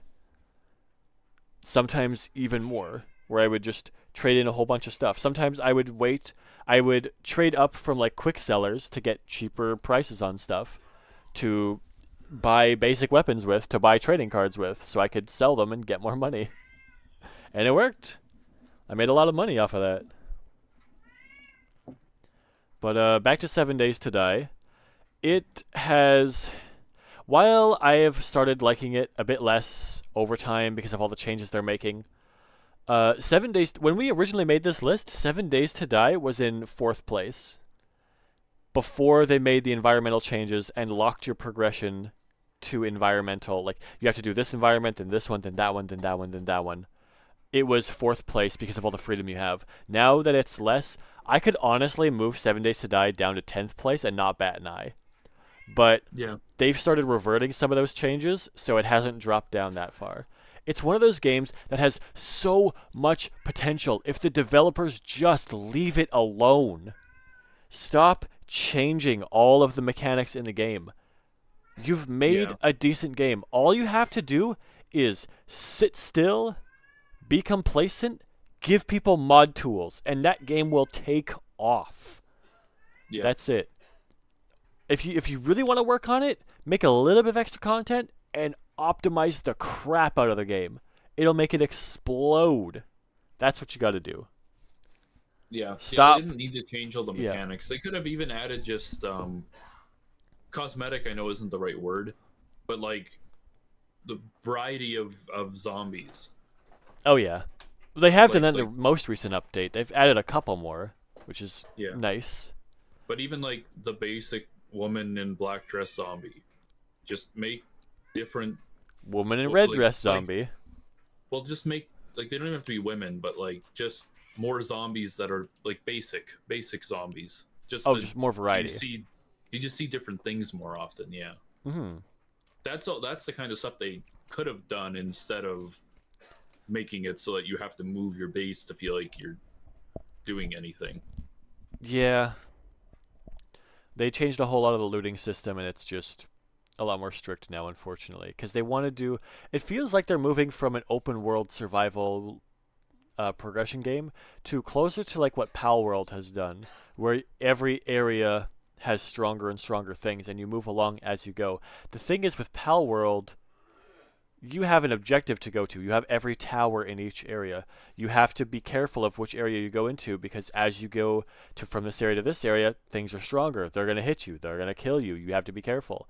In 7 Days, it's similar, but it misses the mark. Because it's not a gradual increase, it's here to here. Okay, harder. Well, and Pal World is meant for you to have one base because they have teleport towers all Yeah, over the place. it was built with that in mind, where 7 Days wasn't, and now they're shifting over to that. Also, the skill tree switch to the book switch? Garbage. Yeah. I know what they're doing. They're trying to incentivize exploring and looting because you get higher chances of book drops in higher tier areas, which makes sense. The problem is they already had a better system for that. When you went to higher tier areas, you got more XP. You got more XP to get more skill points. When you put more into your skill points, you get higher tier crafting. They had a better system for it. They're doing the same thing, but worse. That's the problem.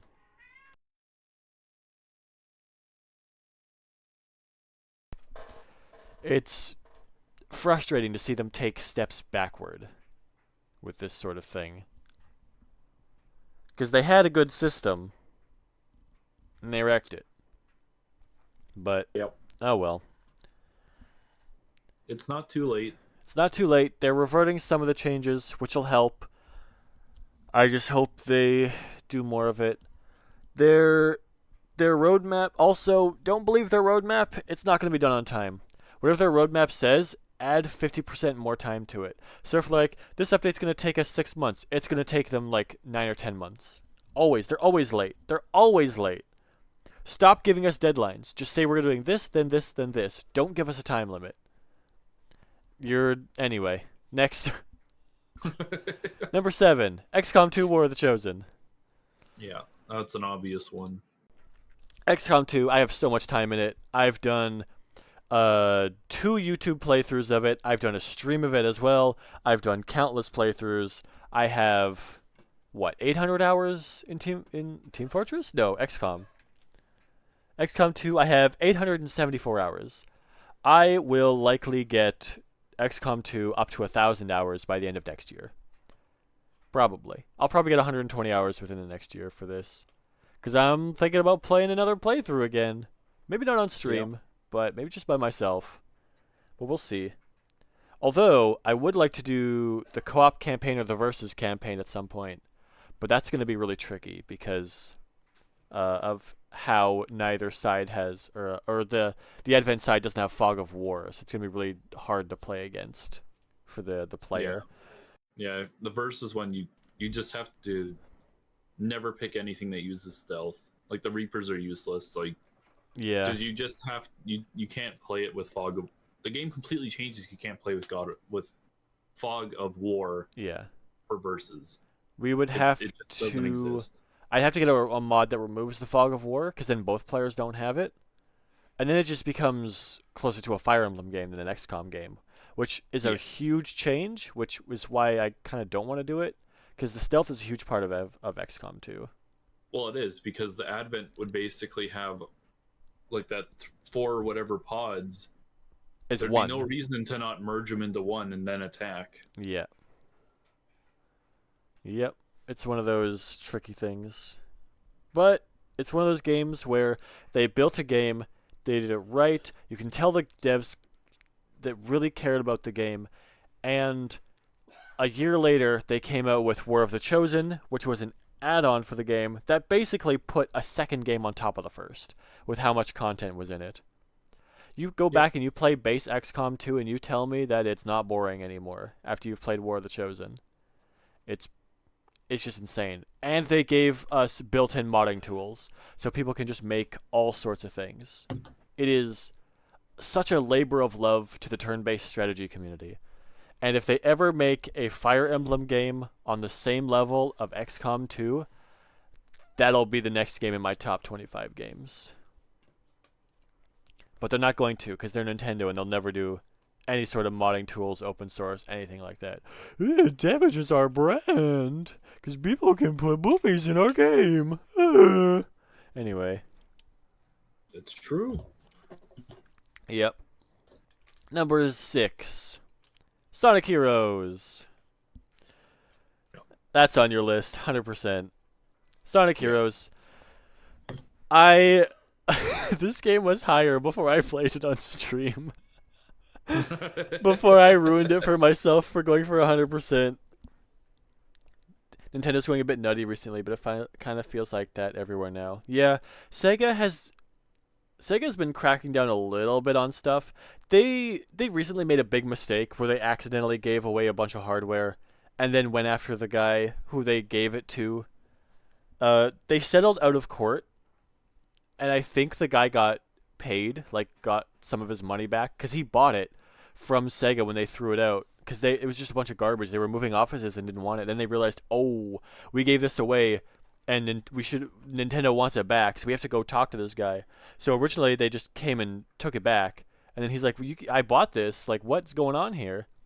Like they brought him to like a police station. They did an investigation, and I think now they've turned around and be like, yeah, no, this was a mistake on our end. We're gonna give you your money back plus some compensation. We should not have just come in and taken your stuff back, even though like we weren't supposed to sell that, because technically you weren't supposed to own it, but you paid for it, so they had to do they just handled it very poorly. But I think Sega's definitely like obviously they're still a big company. All they want is your money, but they treat their fans better than Nintendo does, because they allow you to make fan content, and if you're really good at it, they hire you. Like they did with Christian Whitehead for Sonic Mania. And then you make a really good game, and then they go, "Oh wait, that sold well? Wait a minute." And then Let's not do that again. yeah, let's never do that again. They tried. They tried to hire a bunch of different people for like a sequel to Sonic Mania. Nobody wanted to do it. They were all too scared to flop. That's an official statement released by Sega. Like they've done interviews of like, yeah, we've tried to get people, like we've tried to hire so many different companies to make a follow up to Sonic Mania, and no one wants to take the mantle because nobody wants to follow it up because they're too scared that they can't do it right. It's like, oh, crazy. You're now suffering from success Yeah. after Sonic has been down for so long. But yeah, Sonic Heroes. Yeah. I think that Sonic Heroes, if it had a control scheme similar to Sonic Adventure 2, would be top 3.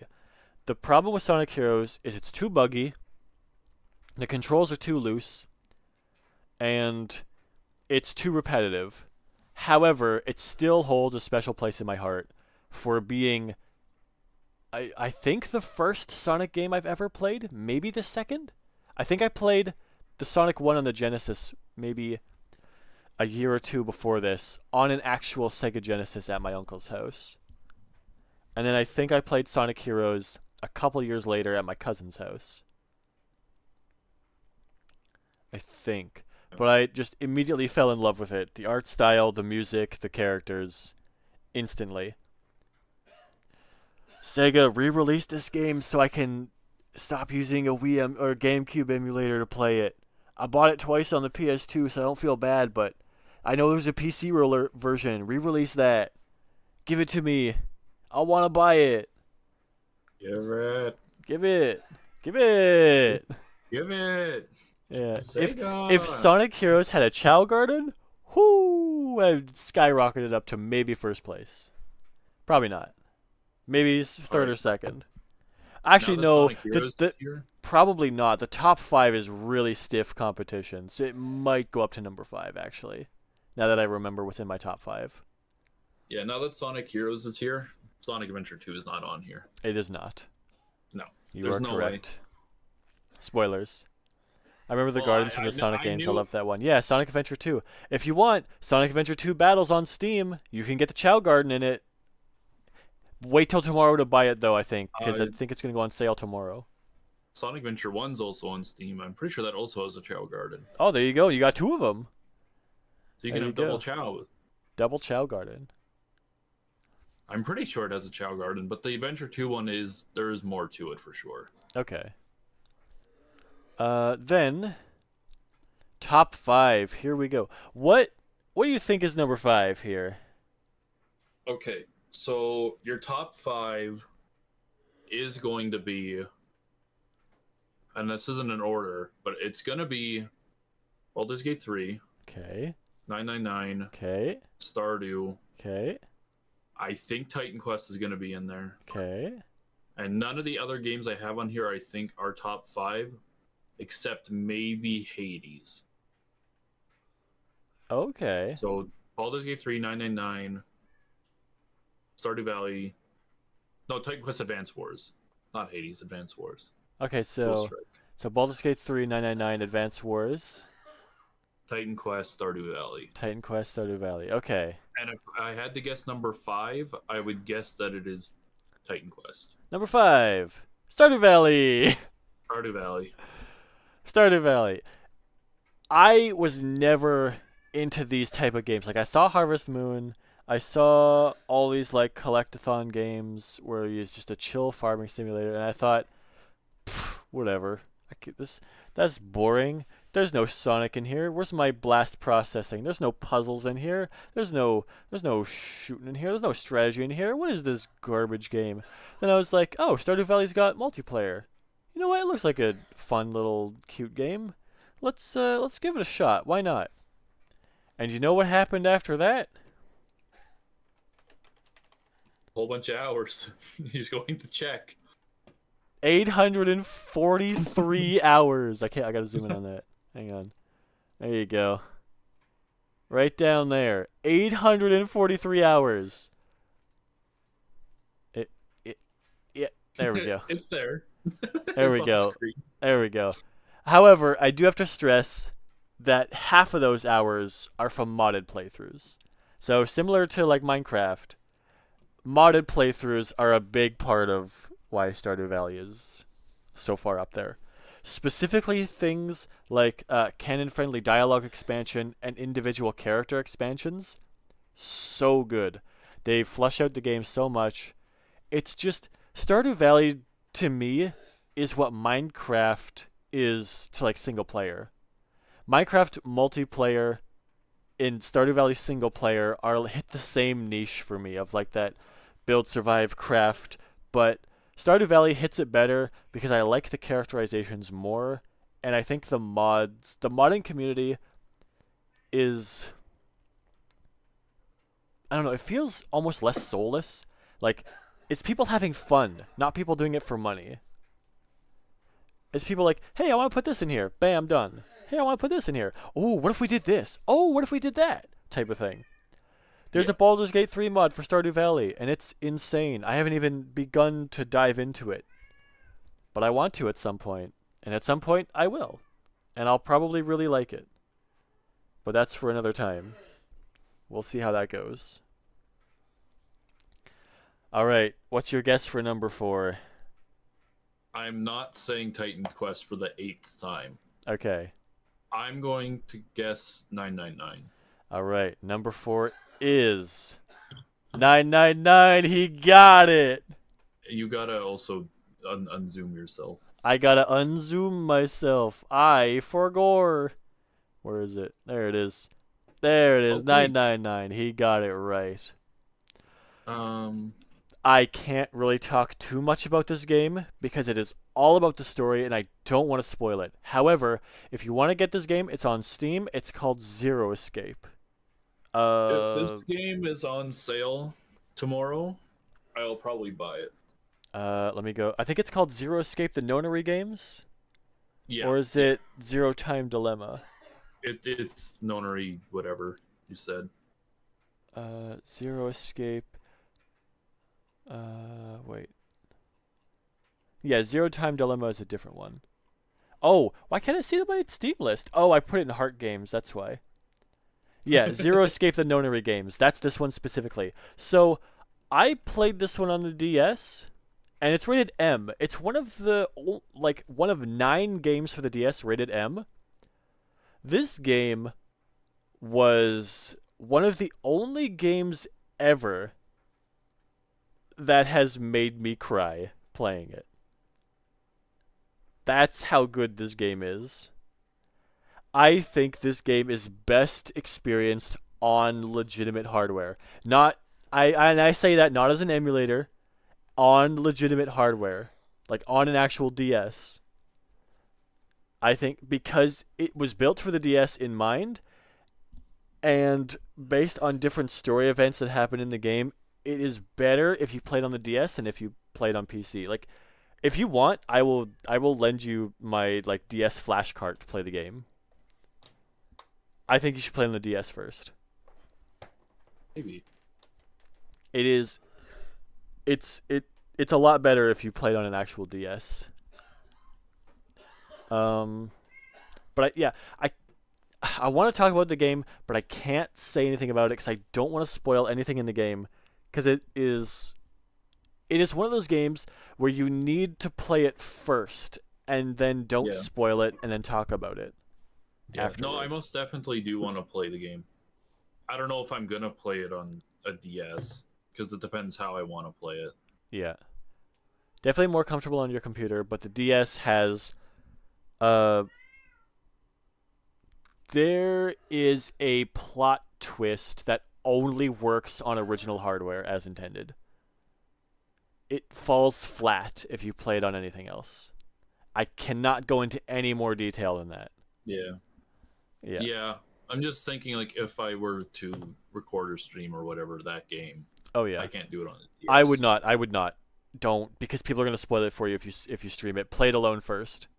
People wouldn't do that. They will. People wouldn't spoil things like that for you. Don't do it. All right.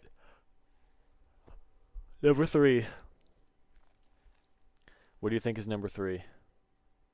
I don't want to say Titan Quest, but if Titan Quest is on your list, if Titan Quest is on your list, it has to be 3 or 2. It won't be 1. And I already think I know what 1 and 2 are. So, are you gonna go for it again? well, the only other thing I could guess other than Titan Quest that I think would make sense is Hades, but I don't think Hades is this far up on your list if it's on your list. Mm-hmm. And I think 1 and 2 are Baldur's Gate 3 Advance Wars.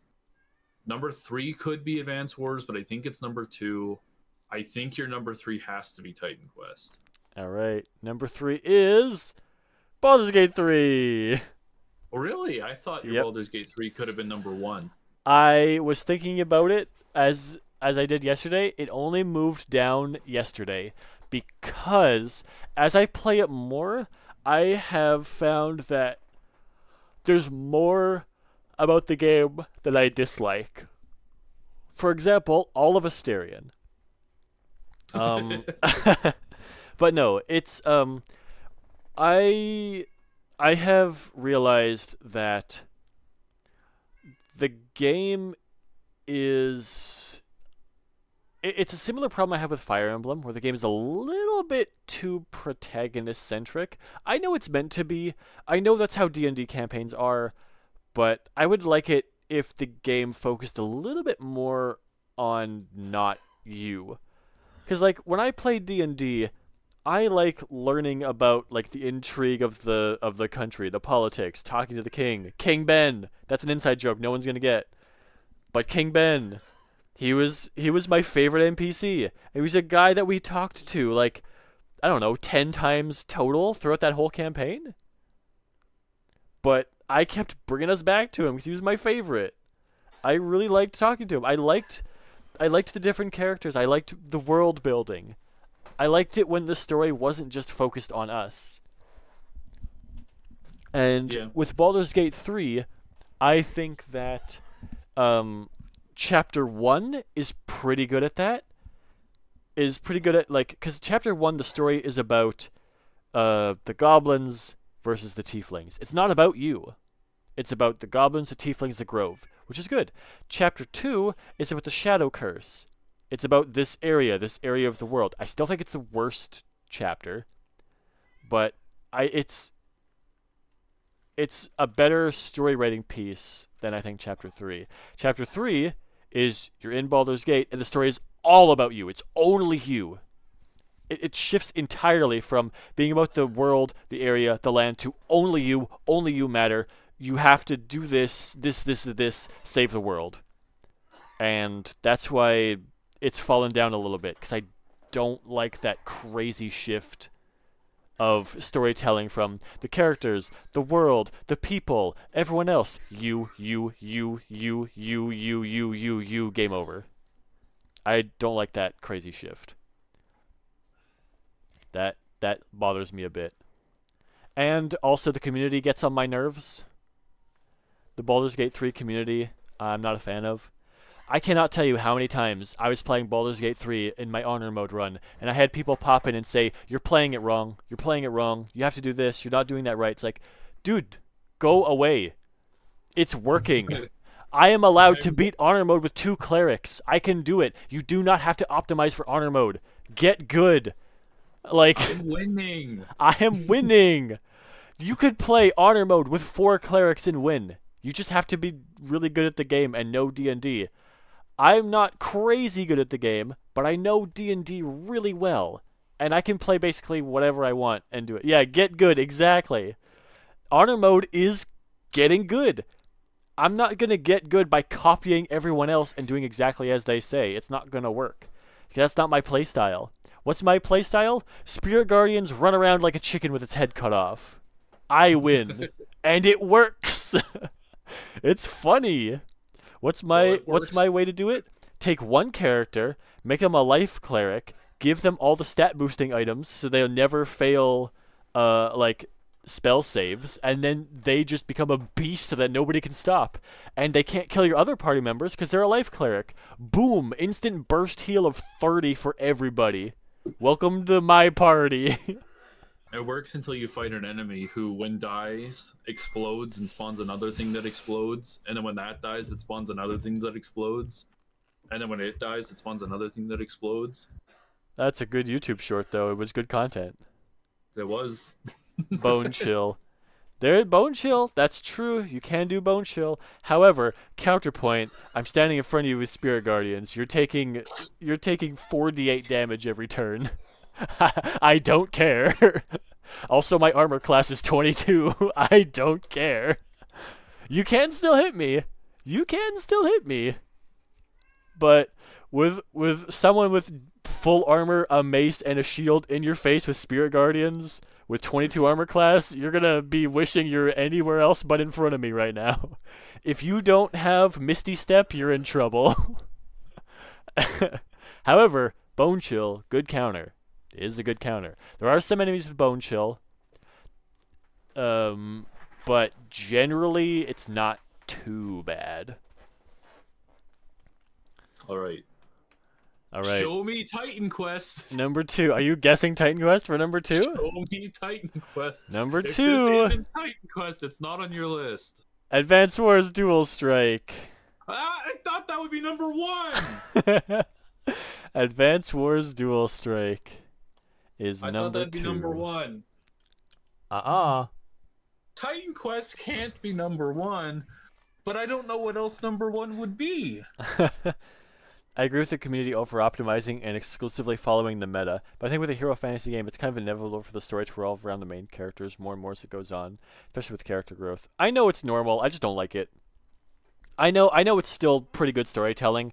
I just personally don't like it. I wish that other people would have gotten involved more, and if nothing else, less centered on the protagonist and more centered on the companions. They do get more moments in the third one, but none of it matters because none of it's related to the main story. Atari's E.T. is number 1. Oh, if I did that, I'd piss off so many people. That'd be funny. You know what? Over the Hedge is number 1. That's what you're guessing? It has to be Over the Hedge. Well, I gotta talk about Advance Wars first. Yeah, Advance Wars Dual Strike is a game that was my first introduction to the DS. That's the first game I ever played on the Nintendo DS. Close to that was Final Fantasy III. Hate that game. Ending of that game. Final Fantasy III is fine. So in grade 10, I want to say, I bought a DS from my friend with Advance Wars Dual Strike and Final Fantasy III for $50. Because he wanted to get rid of his DS, and he wanted to get rid of the games because he didn't play Final Fantasy 3, and he only played Advance Wars with me. And he was like, I don't really play this too much anymore, so like I'll give it to you for like $50. I was like, yeah, sure, I'll do that. Best $50 I ever spent. Got me into DS gaming, got me into Advance Wars. If I didn't have a DS, I wouldn't have learned about 999. I wouldn't have learned about any Pokemon games. I probably wouldn't have learned about something like Dokapon Kingdom, because I learned about Dokapon Kingdom from a different creator who also played 999, which I wouldn't have found out about if I didn't get a DS and play Advance Wars and get super into the DS scene. So those 3 are on the list because I made a $50 trade. It was pretty good. It was a pretty good trade. Yeah. But Dual Strike it's turn-based strategy. How many of those are on this list? There's a lot of them. Turn-based strategy. We have, going from the bottom up, Evil Islands is real-time strategy, so similar but not there. We have Sid Meier's Pirates has a mini-game with turn-based strategy. Civilization 5 is the whole thing. Dokapon Kingdom is kind of in that niche. XCOM 2 is all about it. And Advance Wars and Baldur's Gate 3 are all turn-based strategies. So we have like, what, 5 or 7 on the top 25? I think 7. There's a lot of them. A lot of turn-based strategy here. That is, can you tell I have a niche? Although, when you look at this, there's so many different types of games. Star Wars Battlefront 2 is a first-person shooter. Guitar Hero 3 is a rhythm game. Fate is a dungeon crawler. Clock Tower Rewind is a horror game. The only one I enjoy out of all the ones I've ever played. Dead by Daylight's not a horror game. It doesn't count. Yeah, but even if it did count, it wouldn't be. It's not in here. Not even close. Yeah. Chip's Challenge is a puzzle game. Sid Meier's Pirates is a adventure strategy action game. Monopoly Tycoon is real-time simulation strategy. Kid Chameleon is a platformer. Sonic Heroes is a team-based platformer. XCOM 2 is turn-based strategy. 7 Days to Die is open-world survival crafting. Minecraft is the same thing. Henry Stickmin Collection is lol random humor with choose-your-own-adventure. Sonic All-Stars Racing is a racing game. Stardew Valley is a horror game, only if you optimize. Then it becomes a stress-filled nightmare. Don't do that. But yeah, so many different types of games on here that I just enjoy all sorts of things. When I went through this list yesterday, I was so surprised at the different genres on here. There are outstanding ones, like turn-based strategy is definitely up there. Strategy in general is really high up there.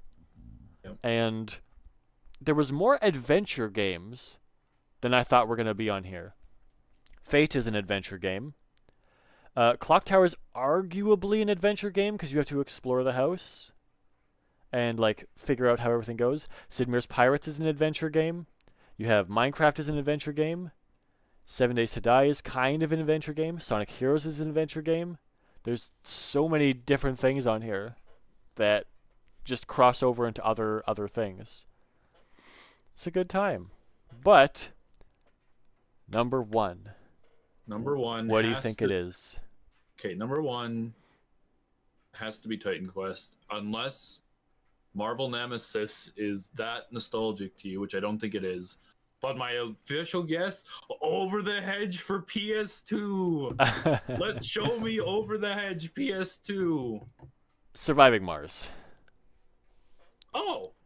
Surviving I Mars. thought of that one is all. Number one. Never mind. It's not Over the Hedge. Nope. What? Surviving Mars is my top game of all time. I was thinking about it yesterday, and going back to it, there isn't a game that I have been remember when Shane jump scares you. True. Surviving Mars is one of those games that it has so much potential. And with the remake coming out, I think that also helps with the hype. If the remake was not announced, I would probably put Surviving Mars under 999. But right now, Surviving Mars, I think, is in such a good spot. They have the potential to have one of the best city building games, or colony building games, on the market if they just do the re-release right. So, regardless of that, I think it is probably the best colony builder simulation strategy game I've ever played. Because of the adaptive difficulty, the challenges, the modding community, and just the general feel of the game. It's sci-fi, which I enjoy, which is just really up there for me. And I think it's just really fun to make like challenges for myself. Surviving Mars hits a similar niche as Civilization 5 does for me, where I can play like Civilization 5, I play Byzantium, which is not a good civ, but it's just fun to play the bad civs and try to do well. At this point, I could probably play any bad civ in Civ 5 and have a good time with it. But like with Surviving Mars, I do like my challenge runs with like the last arc, which means that you can only send one rocket from Earth because Earth explodes. The Apocalypse challenge I did, which was really difficult, was a super fun thing to just do. And like other things where you have the rivals, you have Green Mars, you can terraform.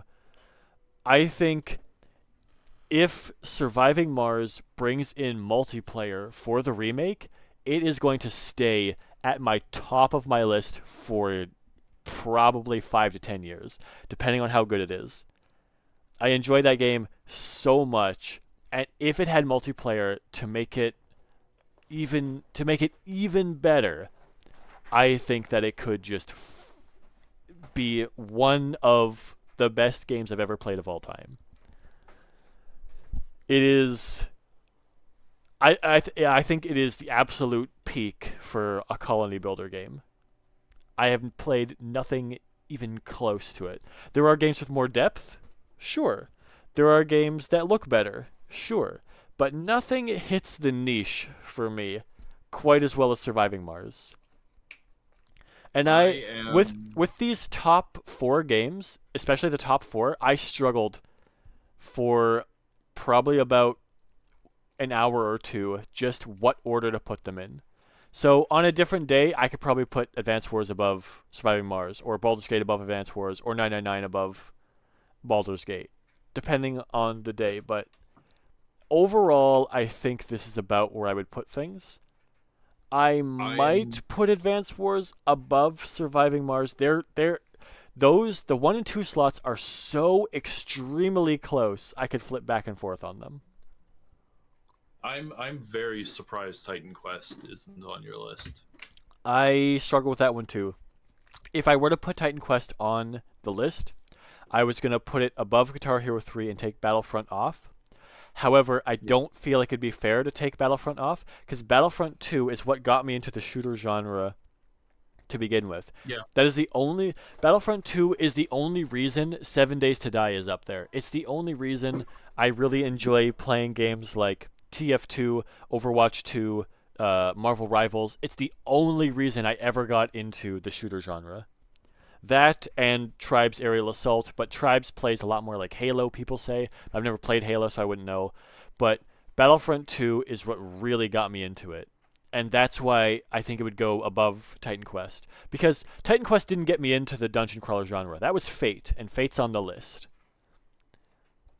Yeah, Titan Quest is the only game I guess that I'm surprised isn't on the list. What else? All the other games that everything else that I guessed, I'm like, yeah, that makes sense. It wasn't actually on the top 25. Marvel Nemesis also almost made the list. So Marvel Nemesis is an honorable mention. I don't have it on the page, but let's if I can do this. There we go. So first honorable mention is Stellaris. Our flag is mined. Okay, that's a funny reference. So in Tribes Aerial Assault, you can like drop a mine, and if someone walks over it, it explodes. However, if you put a mine on your flag, an announcer says, "Our flag is mined," and if you're playing split screen, thanks. So that became a meme for us. We would try to like put it on and be like, so we'd like go over the "Our flag is mined" text or like voice line. But whenever you would do that, you would know what they were doing. You'd know there was a mine on the flag. So that just became a funny meme. Our flag is mined. And it was always the same thing. Just, our flag is mined. Like, why would you say that? Why would you say that? Don't say that. There's no reason for you to share this information. But yeah, Stellaris is in my honorable mentions because it is a game that I think is similar to something like Civ 5, but I haven't put enough time in it to fully enjoy the game, being able to just sit back and just play the game like I can with Civ 5. Like Civ 5, I can sit there, play the game, have a full conversation with somebody else, and not worry about what's going on in the game. Every once in a while, I look over, I focus on the game, I do a couple things, then I go back to a conversation. Stellaris, I can hardly talk while I'm playing, because I don't know the game well enough to really play it. Yeah. Second honorable mention, Titan Quest Anniversary Edition. There's Titan Quest. There it is in the honorable mentions because while it is a better game than Fate, it doesn't hold quite the same place in my heart because I don't have the same connection with it that I do with Fate. With Fate, I can pick up the game, play it for like a week, and then do a full playthrough. With Titan Quest, you have to dedicate 3-4 weeks to a full playthrough because of all the DLCs and stuff that have come out to extend the game further. And the game keeps getting more and more tough with more and more things. So I do want to do a full playthrough at some point, but I probably need to grab a group of people and do a playthrough of that one. I'm happy you put in your honorable mention so I don't look as crazy. No, I do really enjoy the game, but if the 2 extra DLCs were not put in there, I would probably put this at about 25 or 24. But I haven't had enough time to play the new DLCs and really know enough about them. I am still hyped for Titan Quest 2 though, because we need more good dungeon crawlers. We need more open-ended dungeon crawlers, which they're doing the same thing with. The class system in Titan Quest is one of the best I've ever seen. You have 11 masteries, or 11 classes. You're allowed to pick any 2 that you want and combine them into one new class. Which means that you have, 11 times 10 to the power of, like, whatever is the number of combinations you'd have. So it would be, so if you have 11 masteries, it would be 11 times 10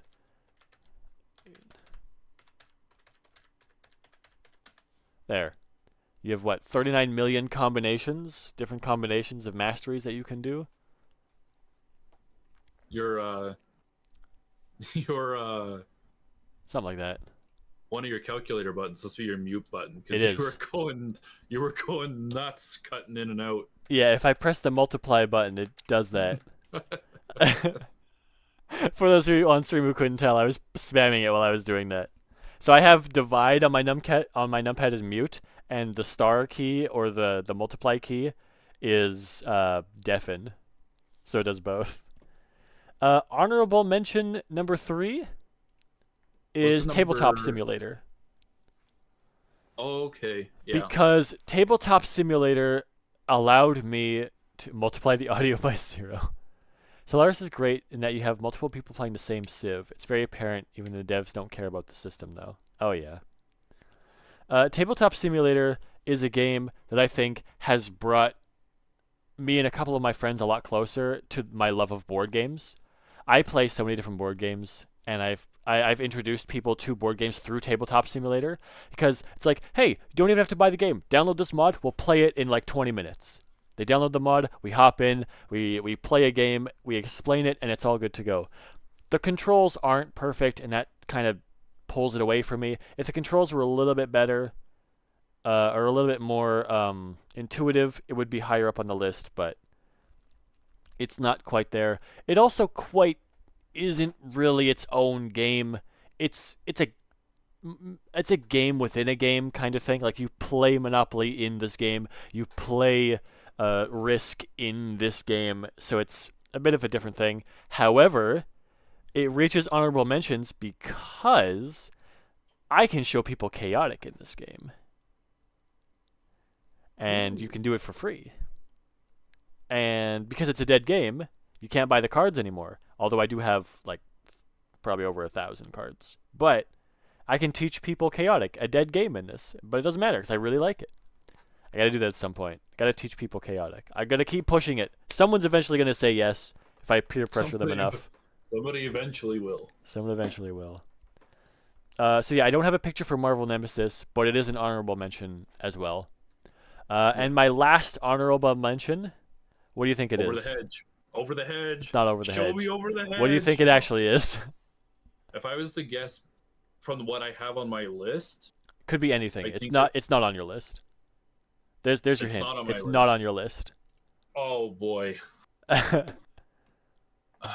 it could be Timon and Pumbaa Jungle Games. Um,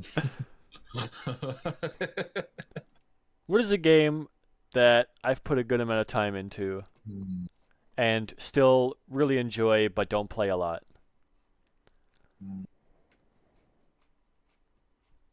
I have to actually. Gotta think about it. Terraria could be a sleeper hit. I don't know how much you played Terraria.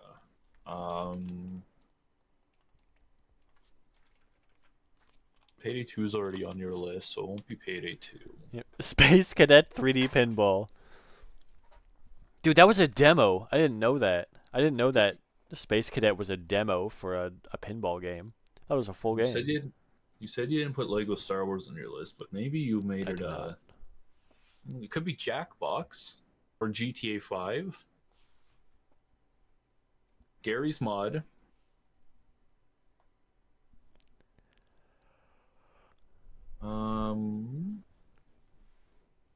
You're not even close.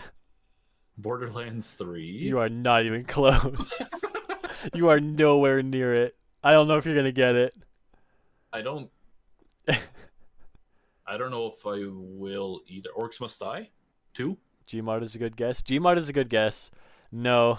Nope. Not Orcs Must Die 2. Power World. I almost put that on my honorable mentions, but I don't Ultimate think Chicken Horse? I don't think I've played it enough. No, not Ultimate Chicken Horse. It requires multiplayer, which didn't put it on there. The Sims 3. Oh, you got it from chat. That's the one. The Sims I didn't 3. look at chat first. I didn't look at a chat first. That's I the was one. looking at my other monitor at Steam games. That's the one. It's The Sims 3. I put so much time into that. I put like a lot of mods into that. If EA hadn't been such greedy bastards, and they would have made a 64-bit version and put it on Windows, I would have put this in my top 25. The reason it's so low is because it's not. It's pretty well optimized, but it's a 32-bit program, so you can only use 4 gigs of memory for it. And The Sims 3 runs out of memory really, really fast when you Well, have more than 3 DLCs in the game. I also thought of The Sims 3 for mine. Miles has Spore too. Nah. I got way more than 10. You got way more than 10. When I saw your list, I panicked because there were so many things on there. You got almost 20 of them right. How many did you get right? Let's see. 4, 8, 12, 3, and 3. So you got 18 right. Open it on your Steam stream. Oh, okay. Let me do the pop out window. Pop out. Well, I guess the blue ones are honorable mentions. So you got 16 right. Yeah, the blue ones are honorable mentions. You've got 4, 8, 12, 16. 16 correct. That was pretty close. I was aiming for 10. I got 16. That's not bad. I saw this list and I had to mute myself for a bit because I was like, that's crazy that he got so many of those right, but I can't say anything. I can't give it away. Then I saw Over the Hedge and I just made that the focal point and started talking about that. Well, and yesterday too, like when we were talking. We were talking a bit, yeah. You said you didn't have a Fire Emblem game on there, and I was like, well, I'm not going to take Shadow Dragon off just because I know that information. Yeah. But I might have put Fate instead of Fire Emblem if I had done that. Maybe. Okay. Yeah. So I might have also gotten Fate, but I didn't switch it out, so I didn't get it. Mhm. But that might have been the one I put there. That's pretty close, but yeah, that's a pretty accurate list. Some of the ones that I knew you weren't gonna get, like I was pretty sure you weren't gonna get Fate. I was almost positive you were not gonna get Surviving Mars. No, I didn't even think of that one. Sid Meier's Like, some of the Pirates. I don't talk about Sid Meier's Pirates that much, so I wasn't expecting it. But yeah. Like some of those I knew you were gonna get. I knew you were gonna get like the like 2, 3, 4, 5. I knew you were gonna get these 4, like Advance Wars, Baldur's Gate 999, and Stardew Valley. I knew you were gonna get those 100%. And Sonic Heroes, super obvious. But I was surprised you didn't have 7 Days to Die on here. I didn't think it would be a top 25. Yeah, I really enjoy the game. I have done, I think, 3 playthroughs with friends, and I've done 2 or 3 solo playthroughs as well. I do want to go back to 7 Days to Die as well after they do the NPC update, which at this rate will probably be released at this time next year. Yeah. So it'll be a while. I got things to go back to, but it also means that I can go to, if I go to Twitch and I go to my upcoming games list. Actually, I might have that in my Discord thing now. It's somewhere in there. Is it in the Discord? Yeah, there it is. Upcoming and completed games list. So we have all these in here. And from what I can see, most of these are in my top 25 games list. Most of those are in there. But well, not really. Maybe half of them. Well, we have Baldur's Gate 3. We've got 7 Days to Die. We've got Dokapon Kingdom. We have Stardew Valley. Fire Emblem's not in there. Advance Wars, or XCOM 2, Advance Wars Dual Strike, Surviving Mars. Then we go down to Sonic Heroes. We got that one. And so it's 1. Where is it? 1, 2, 3, 4, 5, 6, 7, 8. Whoops. So that's 8 games out of what? 5 to 18. So that's 13. 8 out of 13 that I've completed. It's a good amount of them. Oh, that you completed. I was looking at the whole thing. Oh, I see it. That'd be 8 of 13, 14, 15, 16, 17, 18. 8 out of 18 is, much less.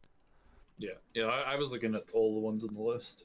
But yeah, I've streamed Evil Islands before. I haven't streamed Beat Saber. I've streamed Payday 2 a long time back. Same with Evil Islands, was a long time back. I streamed Fate kind of recently. It's just not on that list. I streamed Star Wars Battlefront 2 pretty recently. I didn't stream Chips Challenge, but I did a full playthrough of it with videos. I streamed a good amount of Monopoly Tycoon. I've streamed Kid Chameleon and done videos on it. We've done Minecraft streams. We did Dokkan Kingdom stream, 7 Days to Die, full playthrough stream. XCOM 2, 2 full series and a stream on it. Sonic Heroes, hiatus.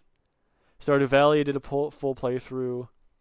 Haven't done 999. I don't want to stream that because I think you need to experience it by yourself first. If I was going to stream 999, I would bring you over here and we'd play it together. And you would play it and I would commentate, like Game Grumps style. Yeah. Baldur's Gate 3 I did a full stream on. Advance Wars I did a full stream on. Surviving Mars I did like 3 full playthroughs on. I did a lot of them. Yeah.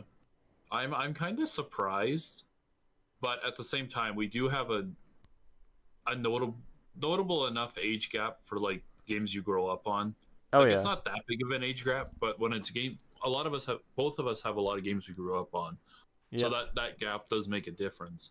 But I am surprised that we only have 3 the same. Oh, wow, yeah. We've got Baldur's Gate 3, XCOM 2, and Payday 2. and I don't have Payday 2. Oh, you don't? Oh, okay. What was the other one? So XCOM 2, Baldur's Gate 3, and where's the last one? Minecraft, right. Where's my pop-out window? Here it is. Can I make that bigger? There we go. A little bit better. So yeah, we have a couple that are the same. There will be children that grew up on Fortnite. There are. I've met them. Yeah. I'm not that young. And it kind of sucks. They're some of the most toxic gamers because that's what they grew up on. It sucks. But it's Yeah. okay. My- You my- humble them in game and you're kind to them. And then sometimes they change, sometimes they don't. We'll see. My bottom 5 in my list are my honorables. Oh, right, yeah. Yeah. Those are your honorable mentions. When you went to Mario Kart DS, I was like, oh yeah, Mario Kart DS. I spent a good amount of time in that. I 100%ed that game. Yeah. Fortnite For me, introduced me to Bubblegum Blaster 4, which is obviously a banger. Those kids. I mean, yeah, is there on my list of games, is there anything that people would want to see me stream? Anything particularly interesting? I think I've streamed most of these actually. Like, there's and the there's ones a you lot of haven't them. streamed.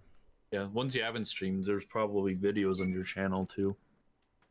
I think that Like I think there's Chameleon, videos. Tycoon. Yeah, there's videos for I think everything on Henry Stickmin has nothing on my channel.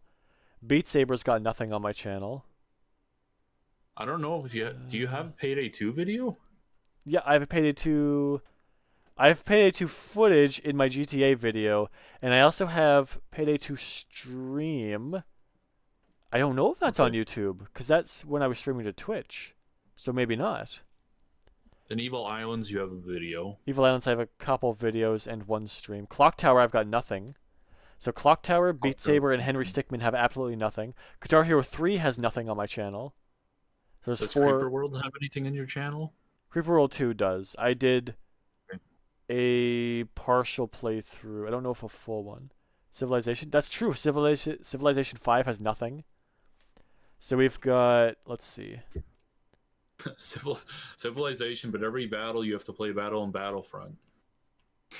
Oh jeez. That's so much work. Oh, that's not working. But Yeah. in Civilization, if you want to go across the water, then you have to play Sid Meier's Pirates.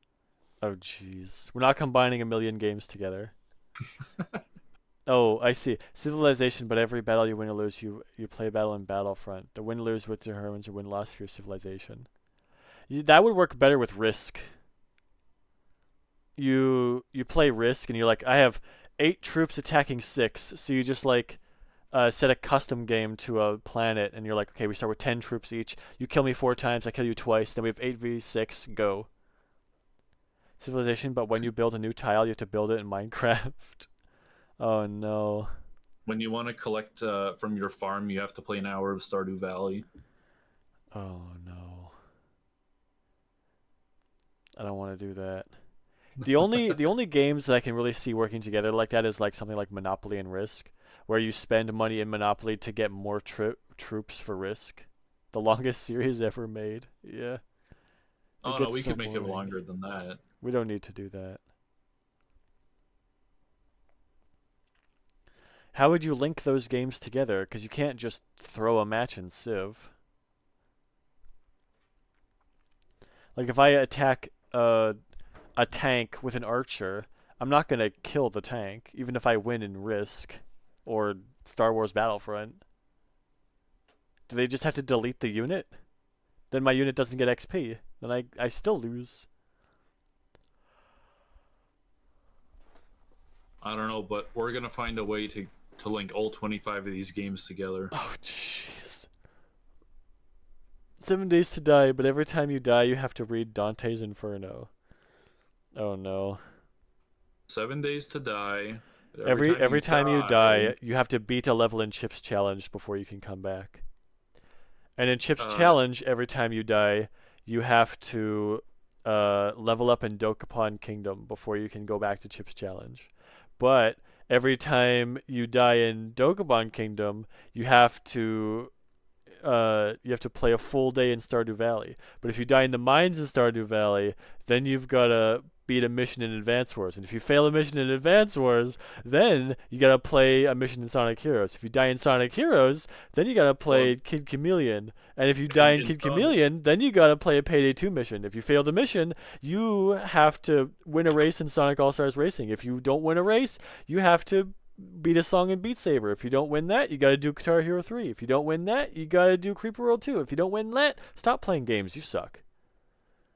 In Sonic Heroes, before you finish a level, you have to beat that song in Beat Saber. Oh, jeez. At the same time. But before you beat the song in Beat Saber, you have to finish a song in Guitar Hero 3. Oh, no. Not the OG self-insert fanfic. Oh, no. Unfortunate. Every time you kill a goblin in Evil Islands, you have to kill a goblin in Baldur's Gate. You're gonna run out of goblins in Baldur's Gate before you do an Evil Islands. you better use it wisely then. You can restart a game to get more goblins. Oh boy. Although I wouldn't be opposed to like going in Tabletop Simulator and making a crazy amalgamation of games. Draw and paint. Galactic Conquest. But every time you die, you have to draw a random character from one of these games. No pausing Battlefront. Draw and paint. I'll draw Henry Stickmin. I'll draw Charles, actually. It's pretty simple. You could draw Sanic pretty good. Chip from Chip's Challenge is pretty easy. I don't remember him having a... Why isn't Paint in your list? No, it's not a game. It could be a game. No. So there are there's a couple more games. I guess I could also put like Pal World in honorable mentions, just because like I haven't played it enough. Honorable mentions, you could do nearly every game you've ever played. No, I wouldn't do that. Honorable mentions are like things that could be in the top 25 but aren't. That's what I would say. Like they just barely don't make the top 25. There's a lot more games I'm comfortable putting in the top 25. Or sorry, there's a lot more games like I would be comfortable putting in an honorable mention in the top 25. Beauty and the Beast Belle's Quest is not a top 25 game, but it is an honorable mention game. Oh, I did mine differently, where the honorable mentions could be in the top 25 if they were like a little bit better, or if I maybe played them a little bit more, or all that. I think that's my list. Yeah, I think the only game in my honorable mentions that is like that is Pokemon Scarlet. Or if the game just didn't run like Dookie Duke, RIP, then it'd probably be in the top 25. Yeah, something like GTA Online, not in my top 25 because it requires friends to have fun, and it's too grindy. It's just a background game. Yeah. Yeah, I played it a lot when I was in school. Oh So yeah. even before we played it, I played it a lot, and then we played it again a lot. Yeah, I mean, you helping me through the intro definitely kept me going. I might have refunded it if you didn't, because I would have gotten bored a lot faster. Yeah. But yeah, there's my top 25 games. Top 25 games. Top Crazy 50 games. Taxi! Top 50 games to play. Nope. Uh, well, not you. I just mean in general. Top 50 games to play. Top 55 games. Or top 60 games. You had 5. You're just not on your list right now, but you also had That's 5. true. Top 60 games. Yeah, but top 55 is better to get more people clicking. It's like, why 55? What a weird number. Well, you can say 55 as well. Top 55 games to play. Before you die. Uh, uh, everybody who watches this, start streaming. Stream all 55 games back to back, no breaks, Yeah. and you'll get a shout out. And you'll get a shadow? You get a shout out. A shout out, I see. Yeah, you get a Miles the Man shout out if you play all 55 of these games back to back. No Actually, breaks, technically, on there's Twitch. 52 games. We have 3 overlapping. That's true. You only have to do 52 games. That's much more reasonable. Mm-hmm. Yeah, much more reasonable to play Baldur's Gate in one sitting. 80-hour game Well, without sleeping. well, and if it's a game that's open ended, you just have to see the credits. Yeah, keep playing Civilization until you see the credits. I haven't seen them yet. Yeah. Sleepers for the week, Well, anyways. Civilization has like Wait, I'm the weak. game ends. I'm The weak. game I like ends in sleep. Civilization. I was thinking more specifically like Minecraft. Like, Oh yeah, just see the credits, beat the dragon. Ender Dragon. Plus, a lot of these games you can just like skip over a lot of it and win. Yeah, Like 7 days, there's no end to that game, so you're gonna be stuck there forever, buddy boy. yeah. Monopoly Tycoon is like a story mode. 7 days, as soon as you like cap out your loot stage or cap out your like tier 6 stuff, that's end game. Dokapon Kingdom, play the story mode. Advance Wars, play the story mode, maybe the hard mode if you're feeling fancy. Surviving Mars, do a playthrough. 999, do all the playthroughs. You have to do all 7. 6, 7, 6, 6. Stardew Valley, play 2 years. Sonic Heroes, do 1 story, don't do 4. We're No, not all 4. sadists. All 4, gotta beat the final boss. Oh, it's true. There is a final boss. All right, you got it. But you see the credits after the first story. Uh-oh. No, Paradox. Doesn't count. You're gonna see the Making credits rules 5 up for times each then. game. Good. Oh, okay. Good luck playing Evil Islands all the way through. That game is hard. I'm just saying, if you want a Miles the Man shadow, you gotta play all 55 games. No, I'm not I'm giving you a not shout doing out. it. No, you have to. I'll call you a the dumbass if rule. you do that. Well, that's still a shout out. Yeah, I'm not doing it on stream though. I'm gonna call you out in your Discord DMs. That's also good because they can post that DM and be like, "Look what Miles the Man said about me." Dumbass. One word. Miles the Man, I watched your ranking video. I played the 55 games because I like I like your Can you opinions. speak? Try again. Go on, you got this. Oh, I'm done. You lost your bit. You just killed the bit. No, I had the bit. All right, there go your games. They're not allowed to be here anymore. I know the bit, but You stopped. when I especially when I'm trying to say something off the top of my head, I think more than I can speak, and then I get farther than I want to, and then I have to go I until watched I your can- stream and until I. until I can pick up where I was going.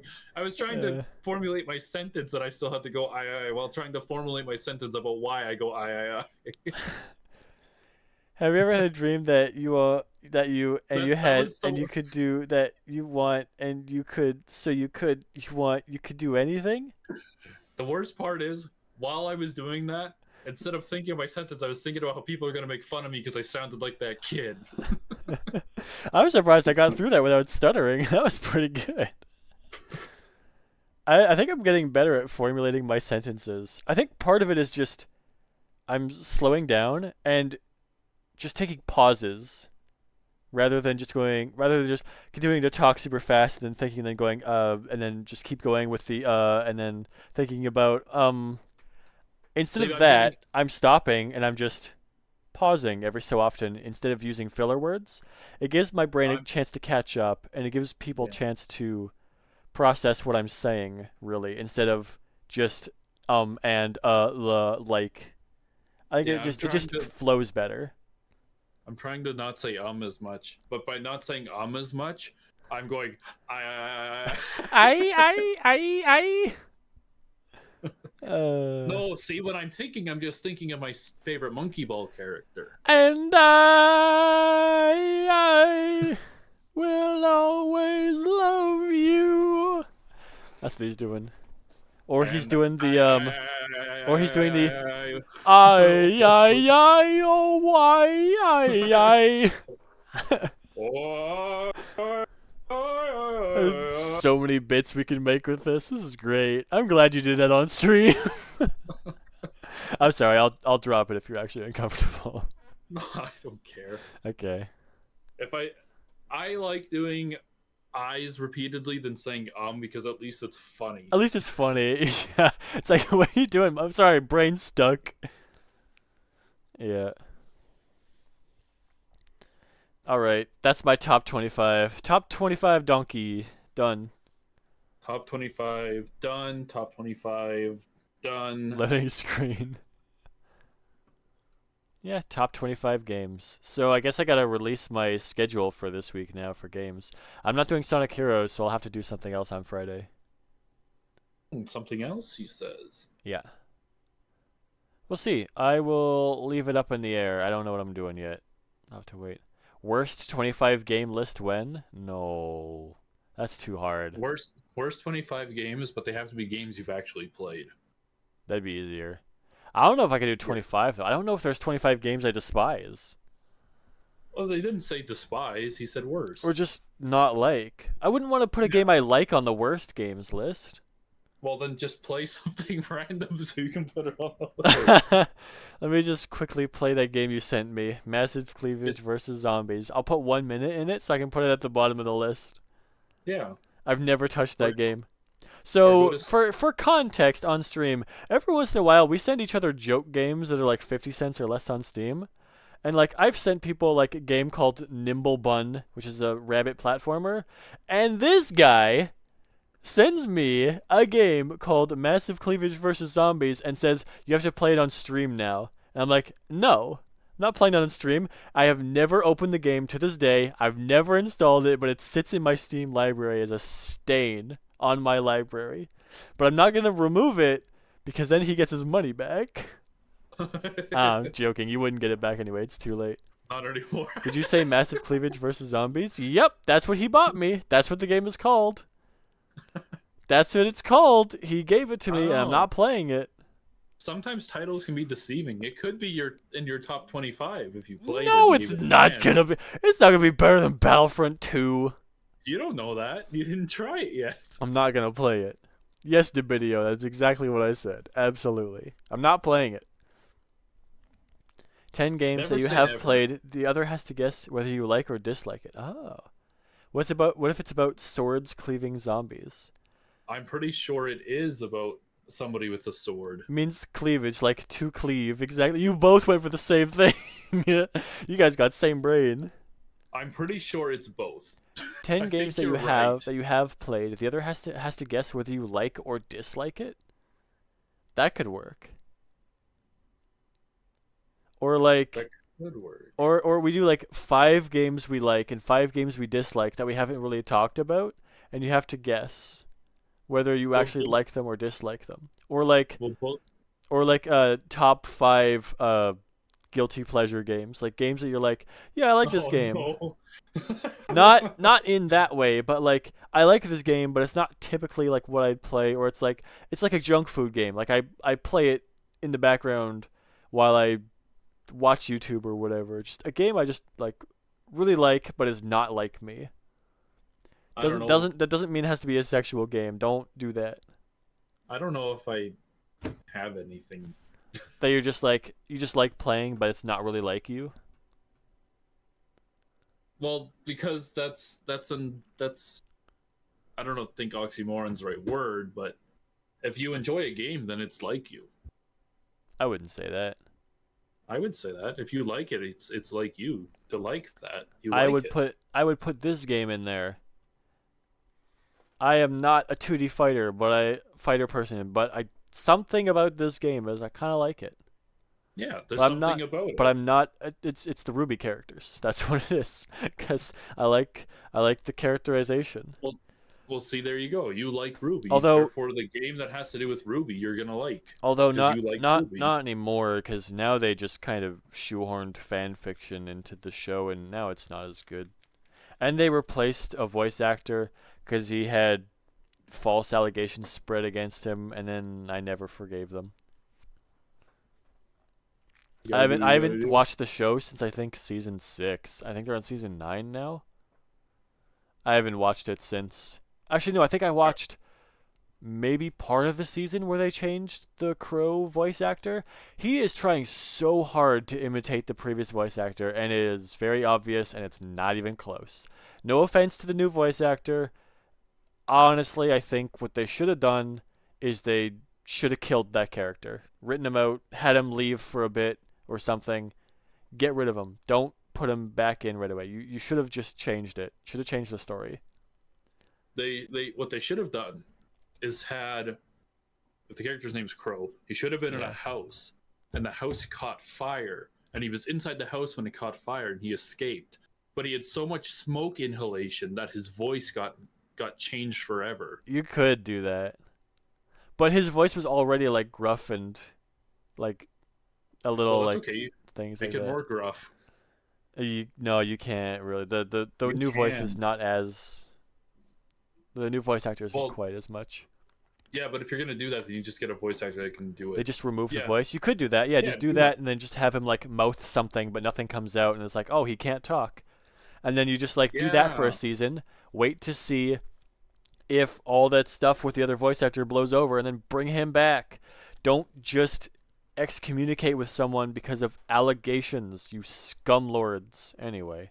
okay, okay, here's what you do. You have Crow in a house, and there's a fire, and the fire is so bad that it burnt his tongue off, and he can't talk anymore. Ow. Sup, Miles? How you doing? Oh, we're just finishing up the top 25 games list.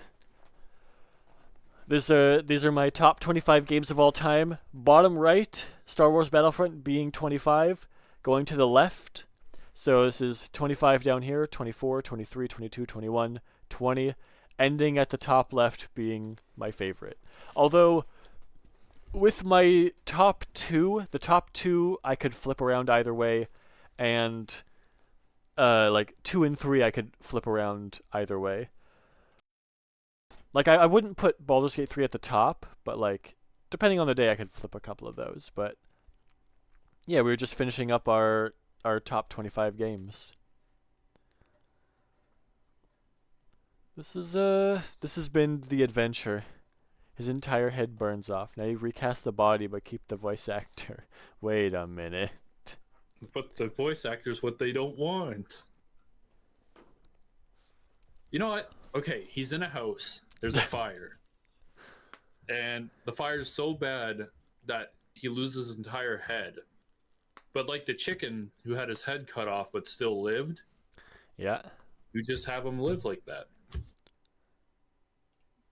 but he's not a Have you seen bird. that? He's a Have you guy. seen that chicken that got his head cut off and he still lived? He lived for like months No. because like the guy who cut his head off like didn't cut his whole brain, Oh. so like he was still alive with no head, and they had to like shove corn down his open gullet to keep him alive. No, just kill him at that point. Yeah, but he was like a circus show thing, so they couldn't kill him. He did die eventually. He choked on the corn. So no head? No head. None of that. What if they got a new new actor completely, not voice actor. Everyone else is animated it, but the crow guy who's real. I think I need to leave. I can't handle that kind of talk. Oh, no more talking about dead chickens. Fine, won't talk about whatever his chicken's name was. Let me distract you with Subway Surfers in the corner. Yeah, put up Subway servers. Alright, let me distract you with 2D Fighter. I'll distract you by doing this. Don't worry. Oh, wait, hang on. Wait, hello? Game? Why can I hear it, but it's not... Hello? The spirit of the chicken has come. No, stop. He doesn't like that we're not talking about him anymore. No, stop. There we go. I'll just do this, why not? There we go. I'll distract you with this. I'll play survival mode. Perfect. Alright, what characters am I gonna play and why is it these two? Alright, you didn't say it in time, so I'm playing these two characters. Play as Crow.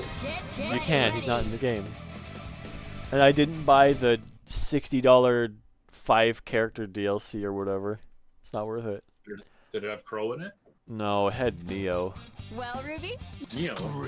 Yeah. Matrix? Can't escape from No. crossing fate. I need to get going for an appointment thanks to the stream. Alright, see ya. Counter. Scatter. Can't hurt me. I have a taste. Did you just say harder? Wait a minute. What the good? Wait a minute. You like what he likes. Nope, messed up that combo. It's alright, got him. Is it my turn? Hey Yosuke, how's it going, dude? Gone. Nope. Let's do this thing. Oh, hey, what? Are you done? The list is done.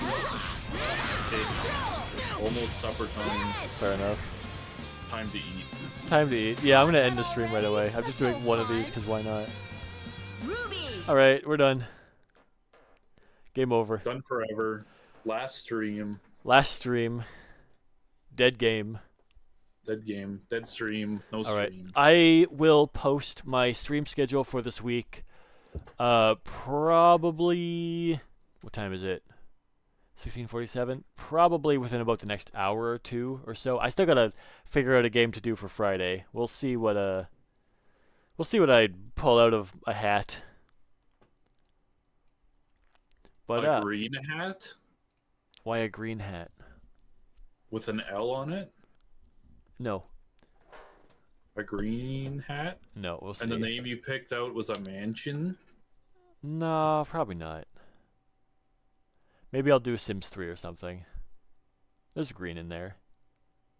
There is green in there, and it's kind of like a hat. The plum bob is a green diamond. It's something. Goes on top Oh, of you know that. what else has green diamonds? Kid Chameleon. I could play that. You know what else has green diamonds? What's that? Sonic Heroes. Minecraft. Except they're emeralds and not diamonds. And the diamonds are blue, not green. Wait a minute. That's just wrong. Alright. I'm gonna end stream. I will see you later, sir. Maybe. We'll see. Bye forever. Bye forever. Don't forget the secret project. I never forget. There's nothing you have to do for that. Unless you want it. Oh no, we're going to do that, aren't we? We're doing that together? We could, if you wait for a weekend day. I could do that. Alright. Secret project. I'm going to announce that secret project in the Discord and on YouTube as well soon. Don't worry, we're not going to have too many secrets. Secret. I have a project that, if you've been following me for the last 5 years when I first started streaming, you might have an idea of what it is. Debidio knows I DM'd him because he told me what mods I needed for Baldur's Gate 3 to make the game better for multiplayer. But everyone else gets to find out probably tomorrow. I think is when I'm going to put it out. Probably tomorrow. But with that said, thank you very much for watching. Thanks for tuning into this random special stream. I hope you have a wonderful rest of your day, and I hope to see you tomorrow when we continue Mass Effect 2. Until then, see ya!